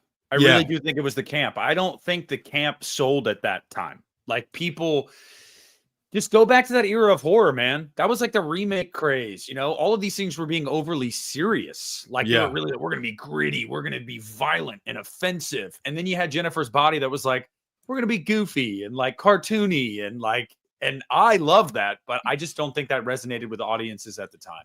Personally. I think it's just niche. I even like in the horror community, I think maybe Jennifer's Body, because of Diablo Cody's script writing, maybe it didn't land for all horror fans. You know, horror has so many different, you know, subgenres, and we don't like every subgenre of horror. And I think Jennifer's Body fits into a certain, call it comedy horror. But yeah, I just don't think it landed for everybody. But I don't think I've ever met anybody that flat out said, I hate that movie. most people I've ever talked to said I love Jennifer's Body. Well, if they do hate it, I don't want to be your friend. Yeah, right. Yeah. I mean, maybe it's the marketing of the movie, you know, maybe there wasn't a big enough push on it. I don't know. Because Megan Fox was all the rage at the time. Yeah, she was huge. All the rage. So it's definitely a conundrum. I have no idea why it wasn't successful. I thought for sure that movie would be successful. Destiny puts it. That's very true because hot women are hot. They are hot. Hot women. Yes, they are. Hot. So let's see. Hold on. Let's see what she says here. It was marketed to the wrong crowd. It was marketed towards teen boys because hot women are hot. Because what's really the theme of the movie? Like it's a female empowerment movie in a lot of ways. Like it really is. So marketing. So you're marketing it to like 14-year-olds, you know? Yeah, as Rob Zombie would say. Yeah, So maybe she's right. I don't know. It's a weird thing, but thankfully they're thinking about a sequel. You know, but I'd be fine. Like, what do you guys think about that? Like, movies that we love to death. Does it like bother you that if they don't make us like? There's tons of movies that never had a sequel that I'm like, thank God that existed. Oh, no, Lee, I will never get over the fact that we will never get a sequel to Power Rangers 2017. That still burns no. It fucking kills me. Like I'm gonna be totally honest with you, it kills me. But. Yeah, no, I also like am a completionist. Like my OCD, like if something really resonates with me and they leave it open-ended and then we never get a continuation, I'm convinced that I'll be like dying later in life and be like, I still hate how we didn't get a sequel to Power Rangers. Like I don't think I'm ever gonna let that go. Allie just left the perfect example. Cobra. That movie is so freaking. I love Cobra to death. I don't care if we ever get a sequel. I mean, Stallone's too old to do a sequel now anyway. And don't you dare remake it. So Blu-ray Addict says, well, I still want Happy Death Day 3. Well, they did announce about a month ago that is finally happening. And let me tell you something. I almost shit a fucking brick because that's another movie that I was like, I have to have this. I have to have this. I saw the turtle head of the brick. Yeah. No, dude, it was like 2 a.m. I was sitting on the couch I was playing Xbox and it came across my phone because he said it like at a con, like it was like a press. No, it was like a panel, but it was Pacific Standard Time. So, but when it came through, actually it was like midnight here. And it comes across my phone. I'm like, shut the fuck up. Like I stopped everything I was doing. Fuck up. Son of Cobra. That would piss some people off. Okay, you guys want to go to the next news story? While we're going to the next news story, have I ever like what's your favorite non-horror movie? Davey, do you have like a movie that you love that's like not horror that's like you watch constantly?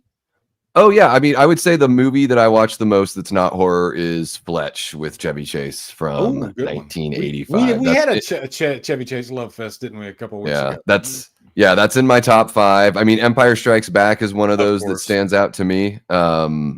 But yeah, I mean, Fletch, I watch it a couple times a year at least. Yeah. Love that movie. I'm a big Mallrats. I'm unashamed. I love Star Wars. I love the Transformers movies. I don't care. Even the worst one, The Last Night, I still have fun watching that movie. I don't care. One of my all-time favorite movies is Grease. And I think my favorite action movie ever made is probably Skyfall. I think that's easily the best Bond film, and it's up there. I mean, that and Casino Royale. Those are two of like my comfort action movies. And Mission Impossible Fallout. Mission Impossible Fallout, I think, is an incredible movie. Like, yeah. Oh, it is. It's amazing. Blu-ray Addicts after my heart right there. Back when I was in the military and we would deploy, there'd be like certain movies that you would just like watch over and over. And Super bad. Yeah, Superbad. Yeah, I love. Pulp Fiction was a movie that I watched like freaking constantly. If you give me a movie that just has great freaking dialogue, I just chew that up. And so Pulp Fiction was one. Goodfellas, freaking Carlito's Way. I love gangster movies, by the way. Lee's a gangster. I'll throw an underrated comedy at you. John Ritter in Skin Deep. Have you guys ever seen? I've never seen that 1989. one. Okay, everybody get your pencil out.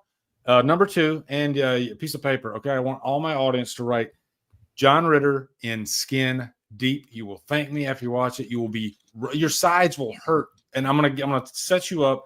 The most famous scene from the movie. He's a writer, but he's also like a nymphomaniac. Like he's a womanizer. And so the whole movie is about just his life, just in utter turmoil. But he's like this famous writer. And it's a comedy though. It's hilarious. And there's one moment where he's hooking up with this girl, and we'll just call it the glow in the dark condom scene. Okay. And he's in the room. It's black. The screen is black. Okay. And he says, I don't have anything. And she says, well, my boyfriend, he has in the drawer, he's got some condoms. So he comes out of the bathroom, and all you see is his glow in the dark condom on him. And then later in the scene, her boyfriend, because they were just in a fight, the boyfriend comes back to make up with her, but he comes back and he puts on one of the condoms. And so then you have two condoms chasing each other around a black screen. Oh my God.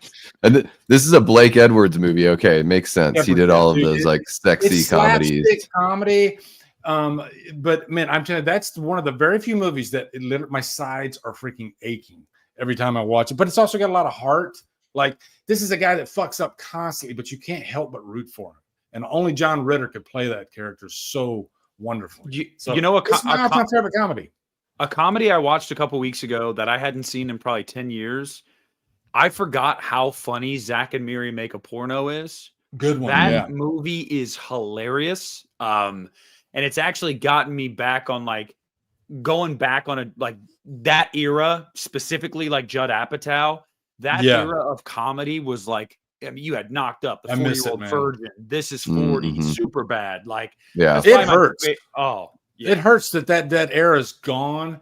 And even before that, you had like in 99, there was an era, like I say, between 95 and the early 2000s, you had freaking Austin Powers, all three of those movies. Then you had American Pie coming in 99 and had like 3 or 4 of those movies. And it was just like the golden age of comedies. And the theaters were just packed. Something About Mary with the Farrelly brothers. You know, they were just freaking killing it. And we just had like every year there was just like a really big comedy. Then you had Jim Carrey. His golden age was in the the 90s, man, and freaking mid 2000s. Oh God, dude! Royalty. Even one of his later comedies, Yes Man. I thought that Yes Man's great. Hilarious. Yeah, like it's. I don't know. Someone said something. You mentioned Austin Powers. I, for the longest time, wanted a fourth one, but now that Vern Troyer's passed away, I just don't want to see him do it. And I don't think they will, because Mini-Me is so important to those movies. But I don't think Mike Myers has the juice anymore either. Not Another Teen Movie is great. Eli put one in there. Drowning Mona is friggin' awesome. The same team that did the original Get Shorty. Drowning Mona is one of my favorites. That is a great scary movie, little dark comedy. Oh, those are terrible. I've always hated those scary movies. Dude, I love the scary movies. The Naked Gun. I grew up with Naked Gun, Hot Shots, and Airplane. Scary movies. Dude, Airplane. They can't even touch how good those older parody movies are. The scary movies are absolute failures to me. They're so wretched. They're such wretched shit. I'd rather watch The Heretic than watch Scary Movie. Stop it. It would be funnier. It would be funnier for me. Killing me. How many cum jokes and Big Bush jokes can you guys make? They're so dumb. They are the jump scares of the comedy world. These scary movies. Get out of here. It never dies. Okay. The hand. I know. I'm all alone. Yes, there's parts of Scary Movie 2 that are decent. That first one, dreadful, like absolute garbage. I reviewed the first one. The Scream. It's like making fun of Scream. He's like hiding behind the couch. Okay, I'll stop. It's just I love hating on it because I gave those movies a fair shot, and I'm like, fuck, these are really bad. They're not for everybody. It's the slapstick. Well, and that's why Not Another Teen Movie is great, because that was a completely different production crew, different director, different writer, had nothing to do with the scary movies or epic movie or disaster movie, because all of those, and date movie, all of those were done by people that should just be nowhere near comedy for the rest of their lives. I know. All right, well, I'm surprising Nick, the hot take master. Nick is like, look, that's crazier than my Freddy's Revenge opinion. well, to be fair, I think all three of us have pretty hot takes, and I think we all can piss off our subscriber base from time to time. I know I've had my share. I mean, I've almost received death threats for Halloween Ends. Okay, so I didn't receive death threats, but I was told to off myself. So Oh yeah, me too. Jeez, For Rob Zombie's Halloween 2, I was told to off myself. Yeah, but somebody made a comment. Somebody made a comment on my original review for Halloween Ends that I'd never heard this before, and it was really interesting. They said, "I thought your people only came out in June." Clearly, like, I guess calling me gay for liking Halloween Ends. Yeah, what? But I did a story on that too, because it was Halloween Kills, and they said it was like attacking gay because the character's he's gay in the movie. Yeah, what was it? Big John and Little John? Big John and Little John. No, no, this person was just calling me gay, and the way that they did it was like, I thought your people only came out in June. That's like, that's like the fuck. That's layered. I'm gonna pull up Saw. I'm gonna let you guys run with this one. So I'm gonna take, because Levi's like looking at me. Okay, so hold on. Let me pull up Saw. Scratching at the door. Yeah. Okay. Blumhouse reportedly acquiring Saw franchise. You don't need to read that. I'm gonna give you a homework assignment, okay, guys? You don't need to read that, but because I know Nick's like the massive Saw fan. I don't know how big of a Saw fan Davey is, but Nick, I'll let you take the floor. I'm going to go take Levi out real quick and catch everybody up on the Saw news, okay? It's they've been acquired by Blumhouse. All right, so I'll be right back. Go ahead. All right, you got it. So, yeah, everybody. Twisted Pictures has sold their half stake ownership and Twisted Pictures, aka Mark Berg and Oren Cools. Their 50% ownership of the Saw franchise now belongs to Blumhouse. So it's 50-50 Blumhouse and Lionsgate. And that's where we're at. For me personally, that means that, oh, cool, we're going to get more Saw movies, because if you were familiar with anything in this situation, you knew that Lionsgate had been wanting to make Saw 11. They were not the holdup. Twisted Pictures and with Mark Berg and Oren Cools were the holdup. So, yeah, we'll be getting more Saw movies. Unfortunately, though, I'm going to go out on a limb, and I hope I'm wrong. Jason Blum loves to bring back legacy characters, so maybe he'll say, screw it, let's do Saw 11 the way that it had been originally intended. But I've got a sneaking suspicion that it is not going to go that way, and it's going to be a pretty hard reboot. Davey, what do you think? Yeah, I don't know what to think here, because as far as I know, what Saw 11 was all like pretty much ready to go. So it's already written and everything like that, right? So it'd be probably a lot easier and quicker if they wanted to, like, they could at least do Saw 11 and then reboot it. I don't know how long I don't know when you buy the rights, if you have it for just a certain amount of years or a certain amount of movies that you're doing. It's one or the other, yeah.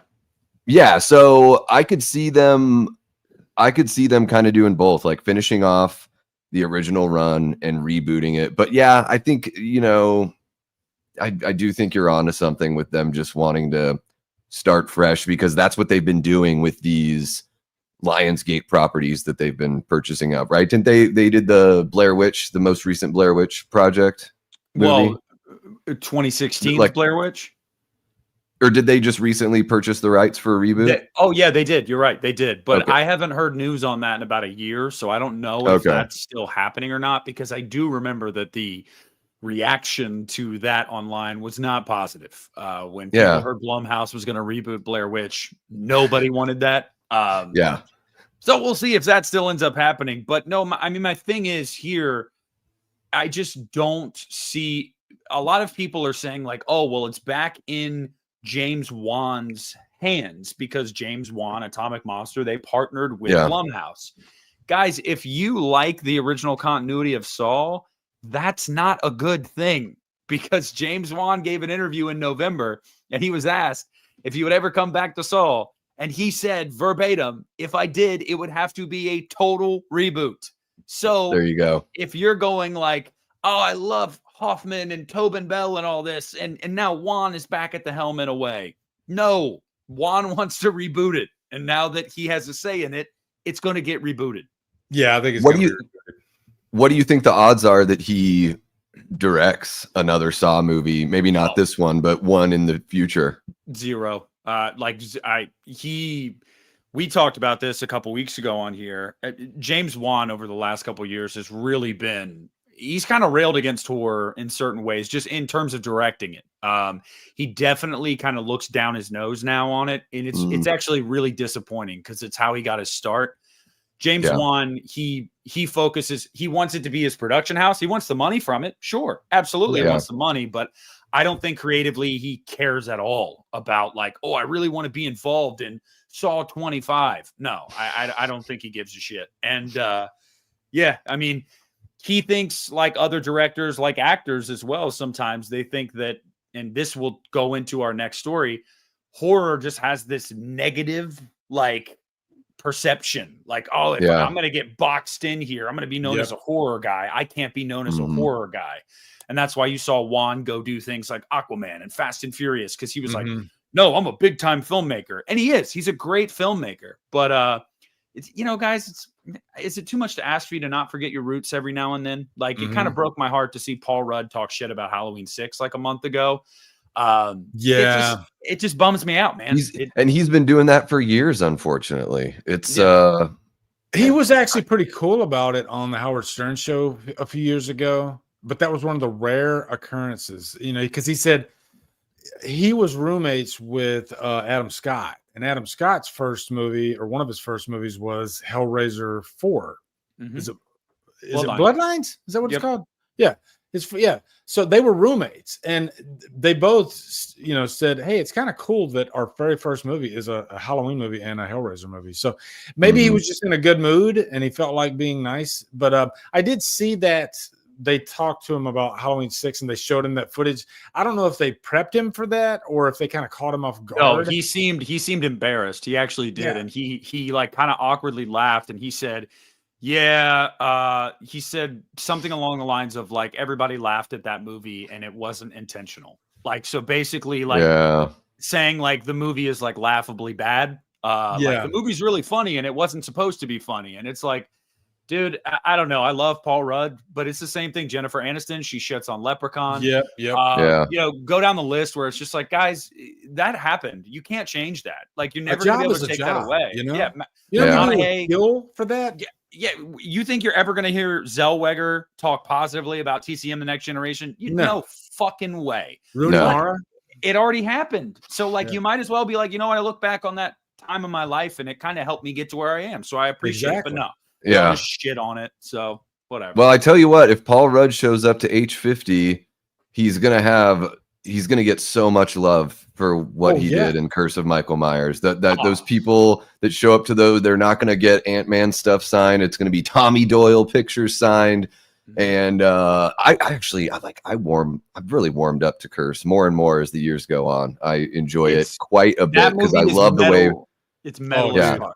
The way Michael looks, it's one of my favorite looks outside of the original, and I know that might not be the most popular take, but yeah, I mean, Paul Rudd's got an odd performance there. When Michael Myers was 6 years old, like, what's with that voice? What is that? What is that Mid-Atlantic accent? I always take issue with the fact that people say he's bad in the movie. I'm like, dude, no, he's not. Like, the way that character is written, he is playing that to a T. He's this like awkward, traumatized. I love his acting in it. I think he's good. He's a big reason why I love Halloween 6. I mean, there's so many reasons why I love Halloween 6, but Paul Rudd is a big part. I think he's probably the best Tommy Doyle. You know, I mean, granted, the first Tommy Doyle was a child, but I just loved his, because that's what would happen to a child that went through what Tommy Doyle went through when he was a kid.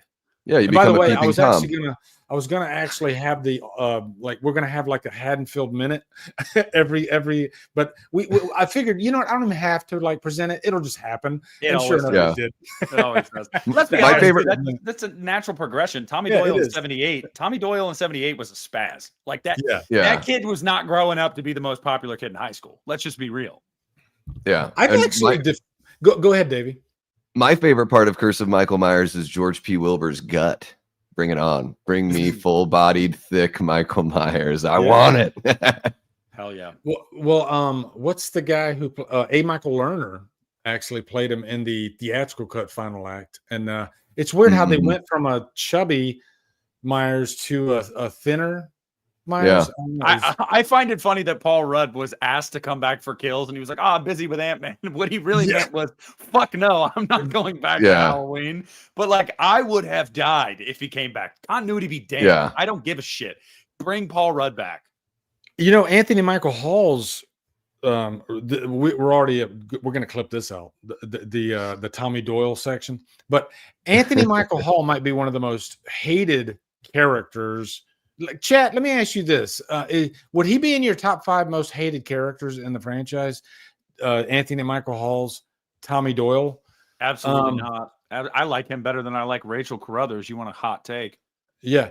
No. Whoa. Hold on. Easy now. Rachel Carruthers is one of my favorite characters. Rachel Carruthers is milquetoast as fuck. She's mean to Jamie. Stop it.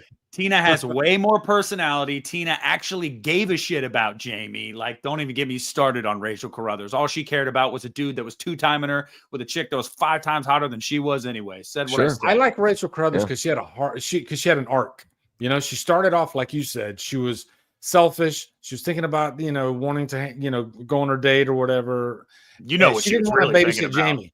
By the end of the movie, she's literally on a roof fighting Myers, fighting tooth and nail to save Daniel Harris, Jamie Lloyd. Nick, you're shocking me right now. I don't know what to do with my body. I don't like Rachel. I don't like Rachel. I just, yes, at the end of Halloween 4, she's like, "Oh, I'm gonna protect you, Jamie," but like, I don't know. She's one of the most beloved characters in the franchise. Which I've never understood why, because I feel like she's so boring. She is so boring. Kathleen Kinmont is more interesting. Like, she's so boring. Well, I mean, I thought we were talking about Tommy Doyle. What the hell's going on here? There's two big reasons why Kinmont is more interesting. But I said what I said. All right, we're going to stay on this. Let me get JG Michael, and then we're jumping back because I'm not done with this, okay? Not defending Juan, but it's sad when a director like Wes gets so pigeonholed. He can only do his dream project by strong-arming the studio. Not defending Juan. Wes? He's talking about Wes Craven when he Music of the Heart.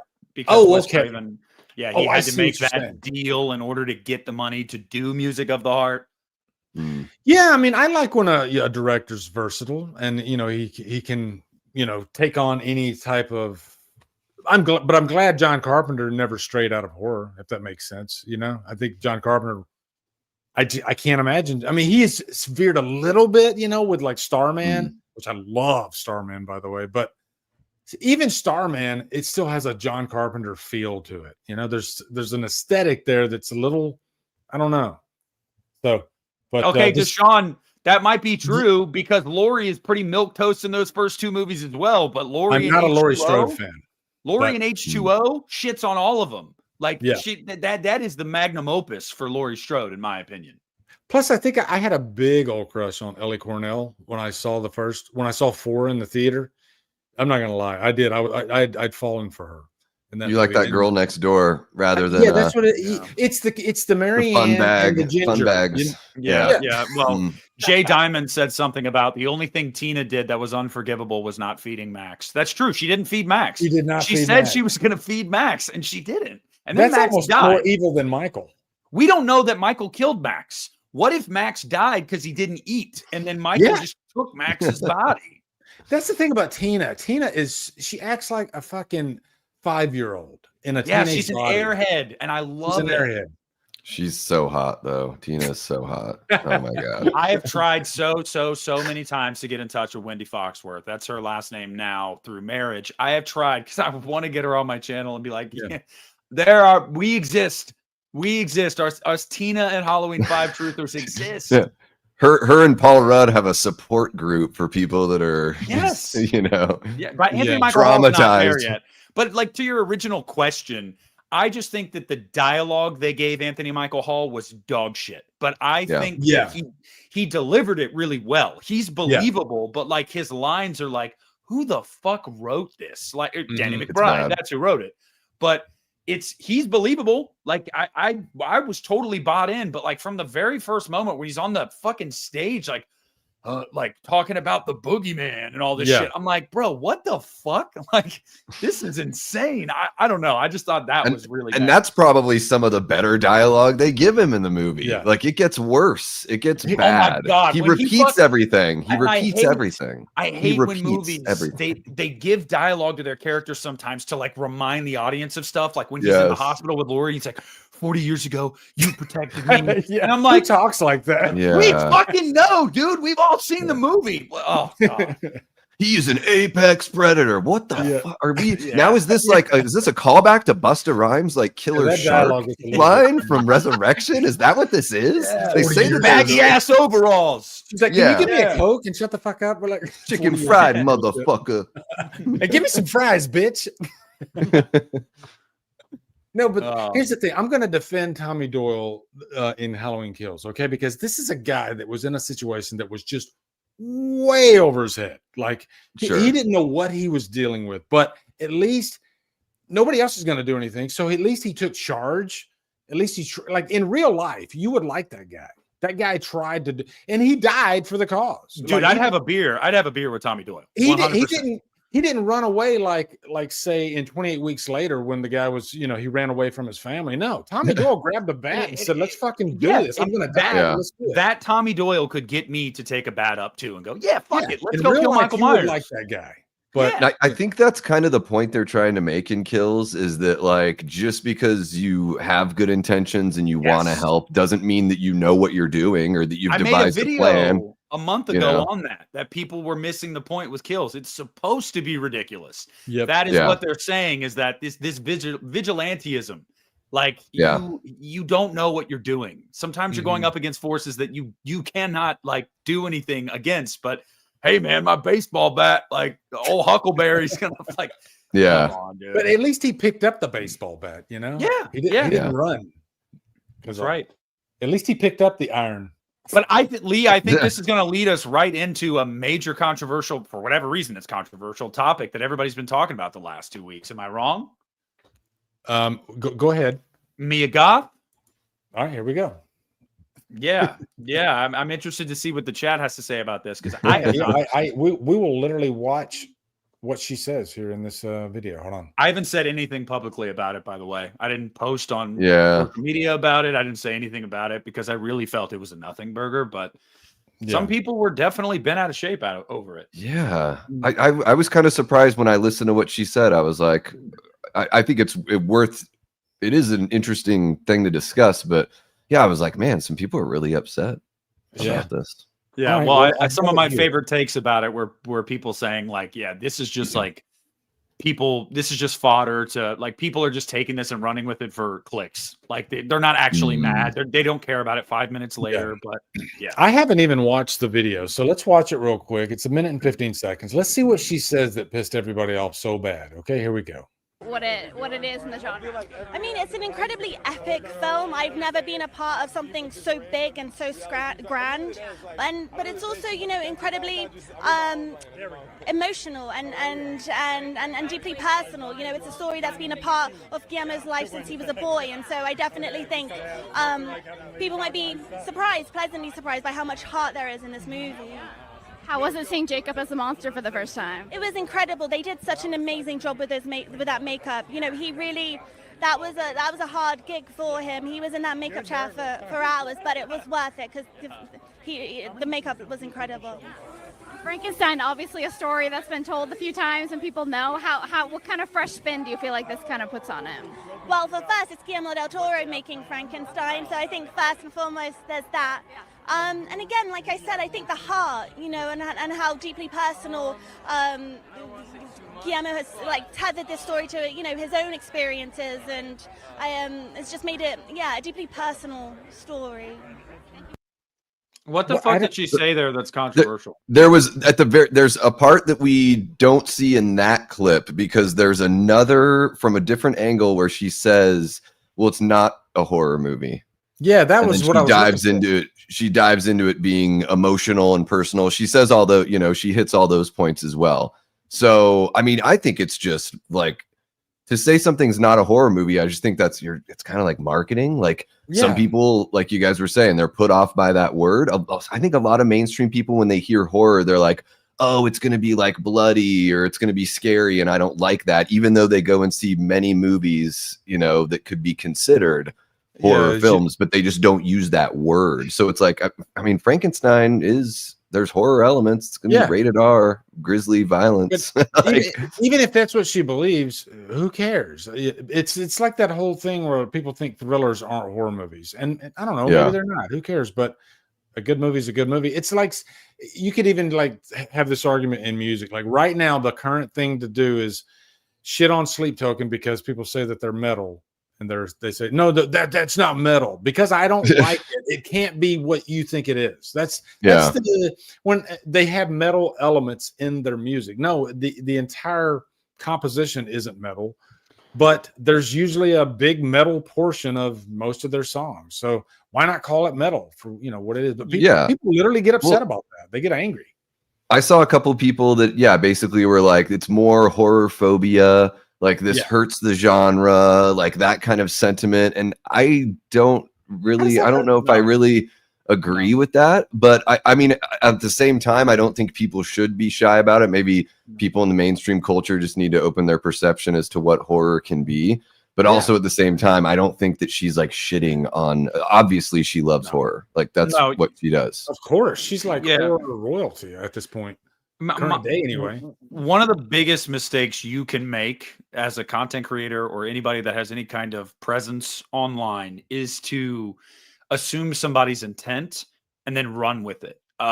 Because you're going to end up with egg on your face more often than not. And this is one of those situations where go back and watch interviews with Mia Goth talking about X or Pearl.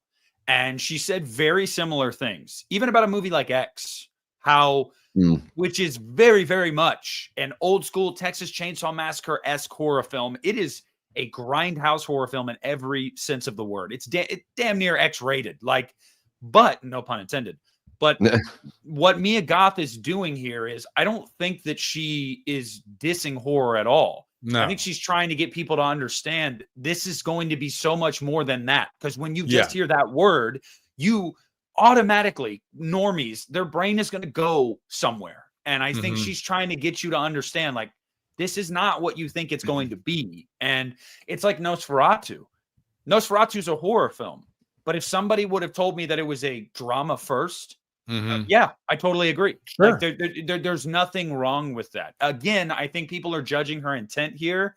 And I just think they look stupid. And like, I think that everybody that fired off those tweets 5 minutes after it dropped about how, this is so, like, she's shitting on horror. I'm like, dude, delete your account. Like, you're just trying to get attention. Mia Goth has done enough just in the last few years to be a part of writing and starring in some of the most like tasteful, artsy, original horror films that I've seen in years. Like, nah, dude, I do not take this that she's shitting on the genre at all. And if you feel that way, go touch grass.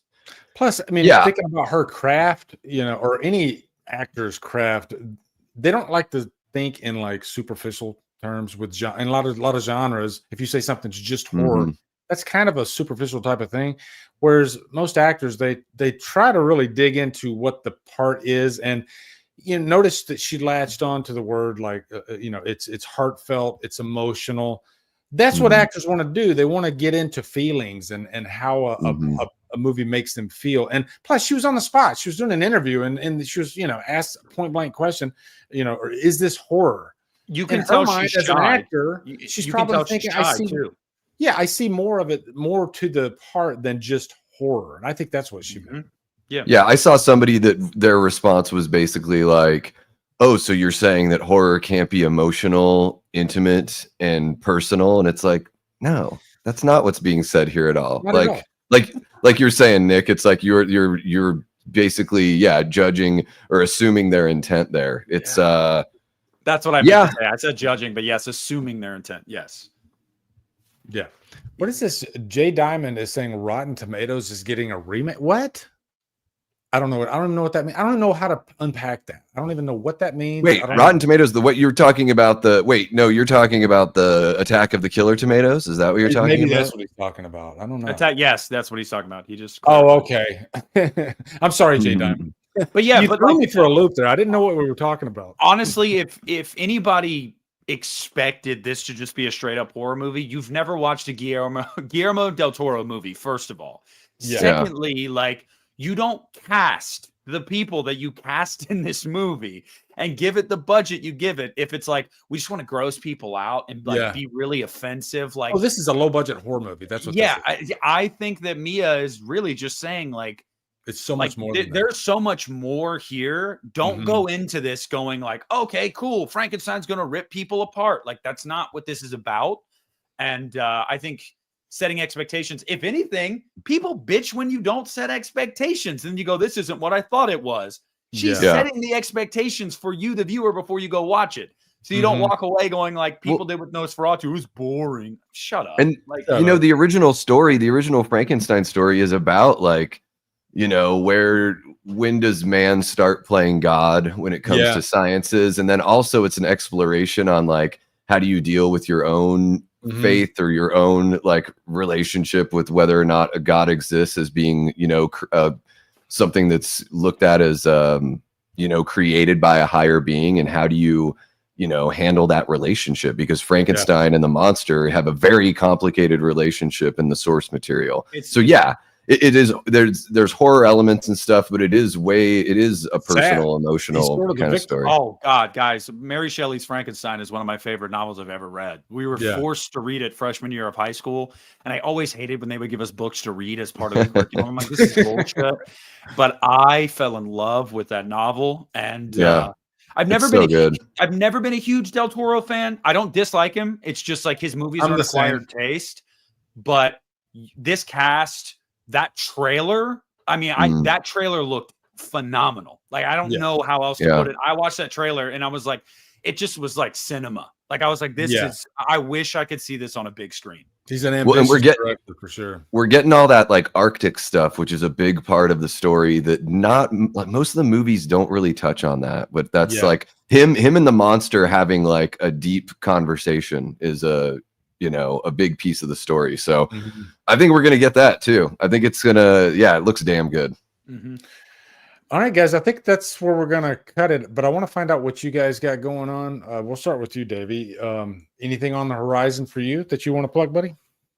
Yeah, I've got on Wednesday, it's going to be June 11th, 9 p.m. Eastern. I've got my buddy Mark from Tales from the Shelf coming on Late Night with the Davey, as well as Vincent DeSanti from Womp Stomp Films and Never Hike Alone. And guys, we are going to end the debate. We are doing a Friday the 13th final chapter versus Friday the 13th part 6. Jason Lives. Shit. We've got 8 different categories. We're going to each award a category to one of the films. And then you guys in the chat, you want to come and hang out over on the Davey Death Ray channel. I'm like so close to getting 1,500. Make sure you guys go check that out. Give me some love. And you're going to want to be in the chat because you guys are going to be able to vote on each category as well as to which film wins. And we're gonna close the book on the debate. It's gonna be fair. Even though I prefer Jason Lives, the movies I prefer overall don't always win these things, and I don't always just award the points that way because I take each category separately. And we need you guys there Wednesday night, 9 p.m. Eastern, Late Night with the Davey. Come hang out. I know Allie will be there. Hell yeah. I might try to stop in. You should. I'm curious. Nick, what about you, brother? So I obviously, guys, the podcast episode with Sean Clark is doing really well. And listen to it, guys, if you haven't. It's really good. Yeah, shout out to everybody that's listened to that. Go check that out on the channel now. Sean tells great stories and also gives some insight into some things. I've got a video dropping tomorrow that like you know how I love to ruffle feathers, and it's literally just it's going to be called Halloween 2. Who really directed it? And it's obviously talking about Carpenter's involvement and whether or not what he added to the film actually made it the movie that it is today, which I would argue it is, and I would say that his contributions to that movie were greater than Rosenthal's. But that's the video that's coming out tomorrow. I'm going to be doing, my buddy Jaden and I will be back with we do this little show called Pod Goblins, but we thought it was just going to be fun. And it is fun, but we're kind of doing it regularly now. And we're going to be doing Friday the 13th this week. We're going to do a retrospective on that series. So I got some cool stuff on the horizon. So yeah, check it out and stick around, I guess, subscribe to me, subscribe to Davey. And if you're here, you're already subscribed to Lee. So don't unsubscribe. Yeah. Don't unsubscribe. I need you. Speaking of Friday the 13th, I said earlier, Friday the 13th, the remake revisited. I'm going to call it the Stupendous Edition. Because why not? That's going to be out probably tomorrow. I'll probably get up early tomorrow morning and finish it. It's I think it's 23 minutes right now.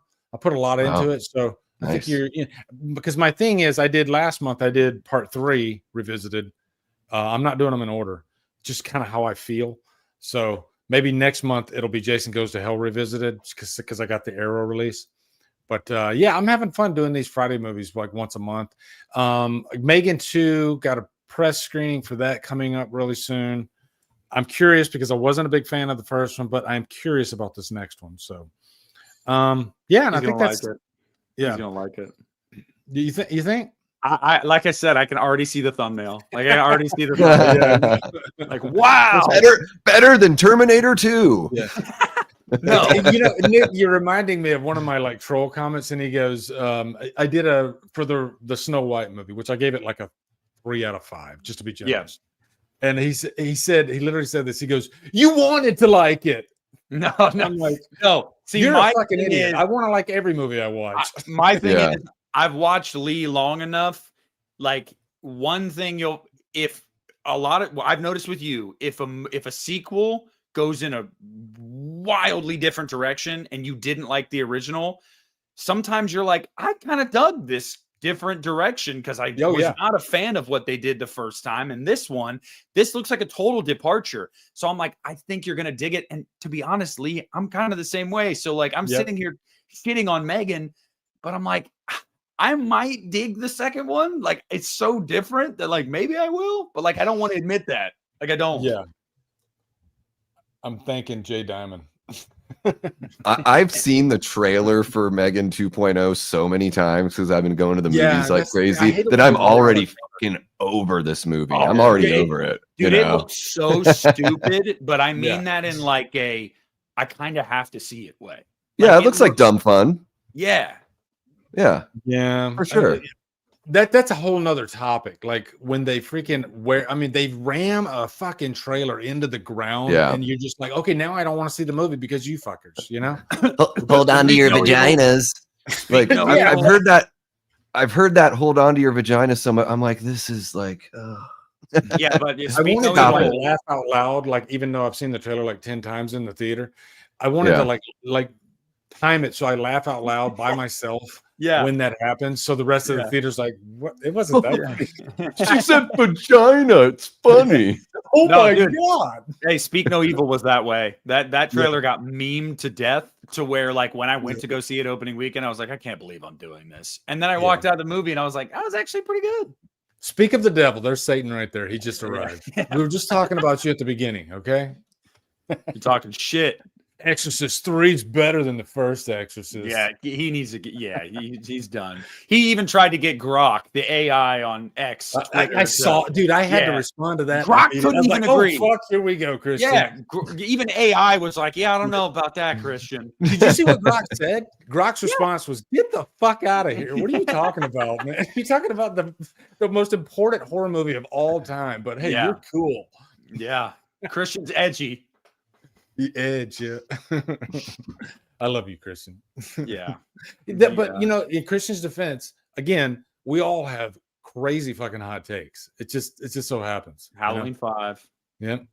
Me and Christian, though, we talk a lot about like bands that nobody's ever heard of, from like the late 80s, early 90s. Like I think of Christian once a day because I'm listening to my playlist on my, I have like a rock forgotten jams because I had to make my own playlist because they don't have my type of music on Spotify, like stuff like Taiketo and Bang Tango and, Babylon AD. You won't find that shit on in a regular 80s playlist. I can't say that I think of Christian once a day because he'll make some weird jokes. So like I don't. Yeah, I try not to tell him that, but yeah. I've been harassing Christian lately on Instagram by sending him music that he's never heard of that I grew up loving. So that's been fun. Rock, why do I click on Christian's thumbnails? Because they're so great. They're like, you guys have to see this. I can't believe they did. Yeah, you this. know what Grok's response was? Grok was like, I know, right? He's mastered the thumbnail game. He has, he really has. I'm like, God damn it. Fuck, click. Let's see what he says. All right, guys, that's episode 7 of Hit the Bricks. This has been a fucking awesome time with you guys. It really has. So tomorrow it will be on Spotify. I promise. I'm not going to say get it up on Spotify for you guys. And it will, so you can listen to it on your car ride. I'll try. That's my goal to get. I'm not going to say that. So. Get it up. Get it up. All right. So anyway, upload the file. Have a wonderful one. Oh, and also Drumdums Extra, look for the clips. Okay. I'm going to start getting the clips from this episode. We got a lot of clips for this episode. So take care, everyone. Take care.